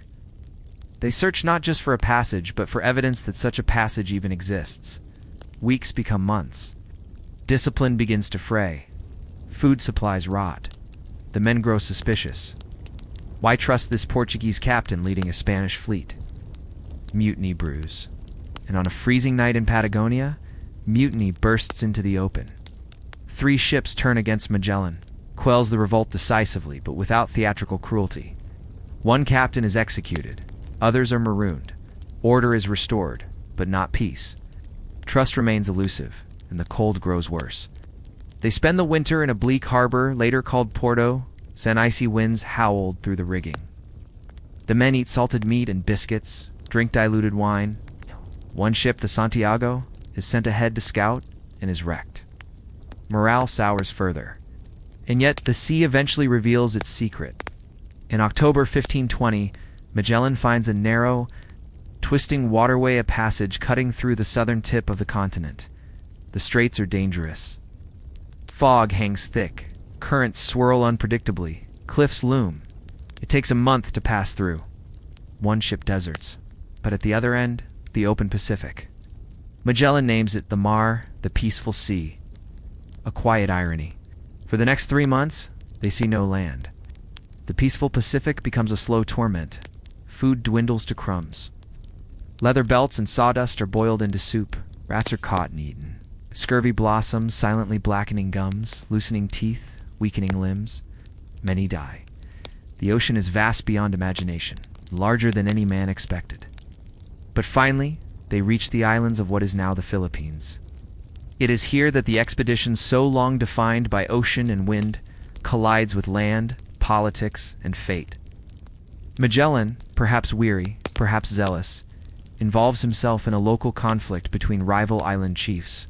He aligns with one against another, believing, perhaps, that European force could tip the balance. At the Battle of Mactan in April 1521, he leads a small landing party onto the shore rund, estimating his opposition. He is struck down on the beach. His men retreat without his body. Ferdinand Magellan does not complete the circumnavigation he dreamed of. He dies far from Europe, far from glory, on a shore unnamed to him. But his ships sail on. Only 1 Victoria makes it back to Spain, 3 years after departure. 18 men step ashore, hollow-cheeked, silent, forever changed. They had circled the earth, but at what cost? Magellan's legacy is not the riches he never claimed, nor the fame he never savored, but the shape of the world itself, proven, mapped, stitched together by currents and sacrifice. So the next time you trace a globe with your fingers following the blue from Spain to the Pacific, think not only of the winds and stars that guided them, but of the silence, the hardship, the simple hope that there might be something on the other side. And now, with sails torn and crew thinned, we drift from the man who dared to circle the world. Toward the secrets it still keeps buried beneath the waves. Imagine, if you will, the warmth of Caribbean waters beneath a pale blue sky. The sunlight glitters gently across the waves, and the tide laps softly at golden shores. The breeze carries the sweet scent of salt and tropical flora. But beneath the stillness, below the gentle roll of the ocean's surface, something scattered across the Caribbean Sabine, turquoise shallows, and deeper sapphire stretches lie. Hundreds, perhaps thousands of shipwrecks, silent wooden hulks, cannons rusted to coral, coins dulled by centuries, and timbers long since claimed by sea life. These vessels, Spanish, French, English, Dutch, once sailed with purpose, ambition, and often desperation. Now they rest in anonymity. Some were storm-wrecked. Others fell to reefs, or to cannon fire, or simply vanished, leaving behind only a tale half told. Let us descend into this submerged world of forgotten voyages and trace the outlines of ships that no longer sail. Our journey begins with the Nuestra Señora de Atasha, a Spanish galleon of the early 17th century. Laden with silver, gold, emeralds, and other riches from the New World, she was part of the annual treasure fleet returning to Spain. In 1622, she was caught in a hurricane off the Florida Keys. The ship shattered on the reefs, spilling her wealth and her crew into the sea. Ivers. Would not locate her remains for more than 350 years. And even then, much of her treasure remained elusive, scattered across the ocean floor like scattered leaves in a vast forest. And so it goes for many such vessels. The Caribbean was not only a trade highway, it was a battlefield. Pirates, privateers, and navies fought among these islands. And ships often met their end not from wind or wave, but from grape shot and grappling hooks. Some mysteries remain nearly complete. The wrecks are found, their hulls examined, yet their names remain unknown. A Spanish ship found off the coast of the Dominican Republic lies largely intact beneath layers of sand and coral. Her construction suggests a late 1500s origin, yet no record matches her exact design or cargo. She is simply called the Unnamed Galleon, a puzzle with missing pieces. And off the coast of the Bahamas there lies a ship resting at a strange angle, with jars of olive oil, copper cooking pots, and a bell dated to the 1670s. Who was she? What was her route? No one knows. Other wrecks have told stranger tales still. In the waters around Haiti, a wreck once believed to be the Santa Maria, Christopher Columbus's flagship, drew excitement. But further analysis cast doubt to modern, to altered. Was it a second-hand ship repurposed later? Or an entirely different vessel? The sea holds its secrets, and it rarely gives them up easily. The conditions that preserve or erase these wrecks vary wildly. Some places, the warm, oxygen-rich waters accelerate decay. In others, soft silts bury and preserve. Shipworms and salt, storms and sand, all conspire to alter history's remnants. Even when ships are found, their cargo carefully stacked crates of ceramics, metal ingots, or even human remains often, lies just out of reach. Legal questions about ownership, ethical concerns about excavation, and the simple danger of deep dives leave many wrecks untouched, studied only through sonar and camera. And then there are the ghost stories. Fishermen speak quietly of lights beneath the waves, or shapes seen through the water's surface on calm nights. There are tales shared in whispers in coastal villages of curses carried by lost treasure, or of entire wrecks vanishing from maps, as if swallowed again by the sea. These stories are not historical fact, but they are part of the region's cultural memory, woven into the rhythm of the tides and the song of the waves. One particularly enduring mystery surrounds a cluster of wrecks off the coast of Cuba. In 2011, deep-sea scanners revealed a field of geometric shapes more than 2,000 feet below the surface. Rectangular, symmetrical, and seemingly too orderly to be natural. Some speculated it might be the remains of a lost port or settlement, but analysis was inconclusive. Natural formations, perhaps, or man-made. The sea does not say. Yet for all the uncertainty, each wreck is a time capsule. Each sunken hull is a museum of the mundane: a spoon, a shoe, a musket, a ledger. These items speak not in grandeur, but in routine. They remind us that every ship held people, sailors with hopes, tradesmen with plans, cooks with recipes, carpenters with worn tools. They lived in cramped quarters, slept in hammocks, worried about storms, celebrated feast days, sang to pass the time, and sometimes simply vanished. As we drift away from these underwater resting places, let the sea's silence linger. The stories are not entirely lost. They rise in air bubbles and the faint etchings of coral across a cannon's muzzle. They wait in darkness, just beneath the lull of the tide. And now we surface. Slowly, gently, returning to the living world of the 16th and 17th century. To see how not every sailor faced the same fate. Some had comfort, space, privilege, wine, private quarters. Let us climb now into the quarters of the Aletha, captains, the admirals, the commanders of the sea. Imagine yourself now aboard the same vessel we spoke of earlier, the cramped ship creaking under salt and wind, but this time you are not below deck among the tar-smudged sailors. You step lightly across the weathered planks toward the stern, where a short flight of wooden steps leads to a different world. The captain's quarters.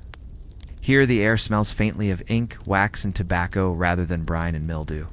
The room is small by land-bound standards, but generous at sea. A wooden desk bolted to the floor bears the marks of compass needles and navigational dividers. Its surface is spread with faded maps greased, corrected, and rinked by candlelight. A logbook rests open, recording wind direction, knots sailed, and the captain's terse, careful thoughts. On either side, shelves of books sway gently with the ship's rhythms, some on astronomy, some on the laws of the sea, and others filled with prayers or poetry or observations of strange lands. A hanging lantern swings slowly on its chain, casting soft flickers across the paneled walls. Unlike the hammock-slung sailors, the captain sleeps in a bed. It is narrow, with a carved headboard and a blanket that, though often damp, is his alone. There is a small storage chest for personal items, perhaps a worn miniature portrait, carefully folded uniform, or a bottle of something stronger than water. He does not dine on hardtack and boiled peas. While rations were universally bad at sea, the captain's meals were typically prepared separately salted meats, preserved fruits, and wine or brandy hidden from the general crew. Had plates of pewter or ceramic, not tin or wood. His cutlery was his own. A servant, perhaps the ship's steward, or a favored seaman might bring his food, clear his dishes, and maintain a degree of formality.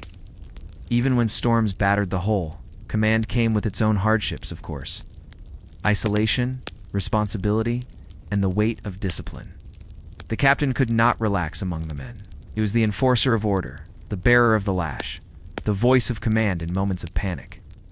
He answered not only to the ship, but to the crown, to investors, to a nation's expectations. And yet there were privileges too. When weather permitted, the upper ranks took their leisure. They played cards in the great cabin, read aloud, or played music on viol or fiddle. A favored admiral might have fine silverware, polished mirrors, or silk-lined trunks.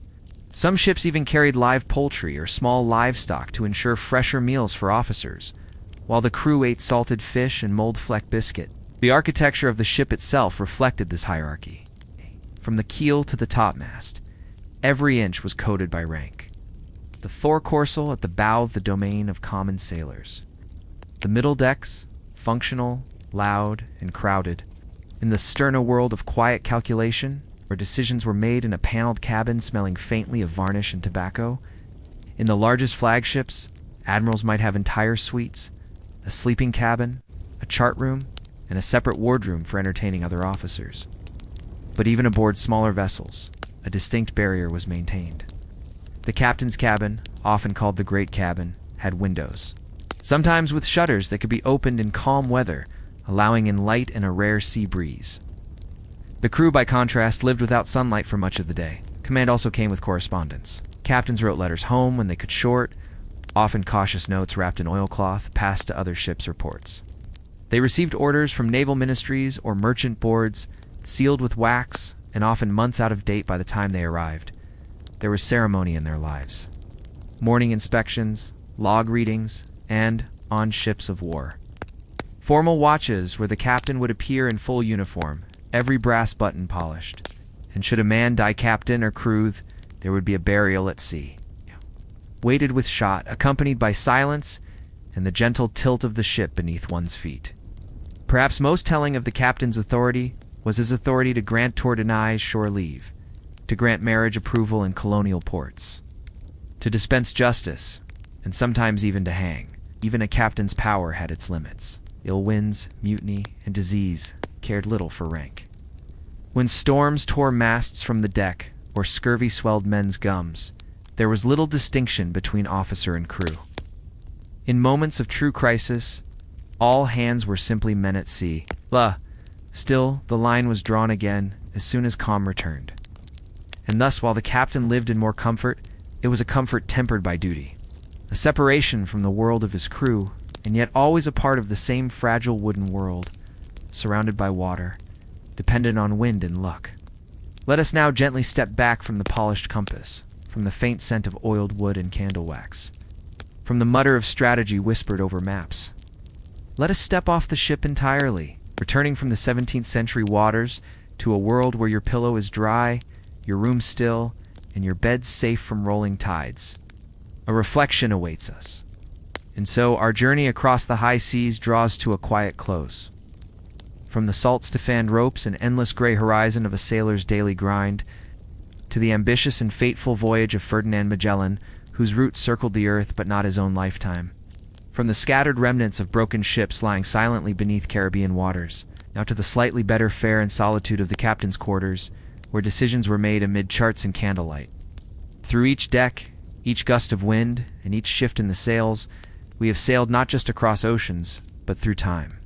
The age of exploration is often remembered for its heroism and discovery, for maps redrawn, for continents bridged, and for treasures claimed. But beneath the banners and triumphant returns lay quieter truths. It was a time of hunger and hope, of ambition weathered by storms, of human endurance stretched across weeks and months at sea, with only the sky and the sea as constant companions. The men aboard those ships lived in a state of continuous waiting for land, for wind, for orders, for peace. And in many ways, their stories, those of the unnamed and the unremembered, were every bit as profound as the captain's history records.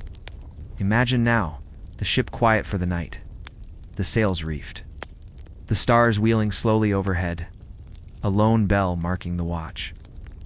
You are not aboard anymore, not really. You are safe now. You're warm. No damp straw beneath you. No salt spray in your eyes. No barking officer calling you to your feet before dawn.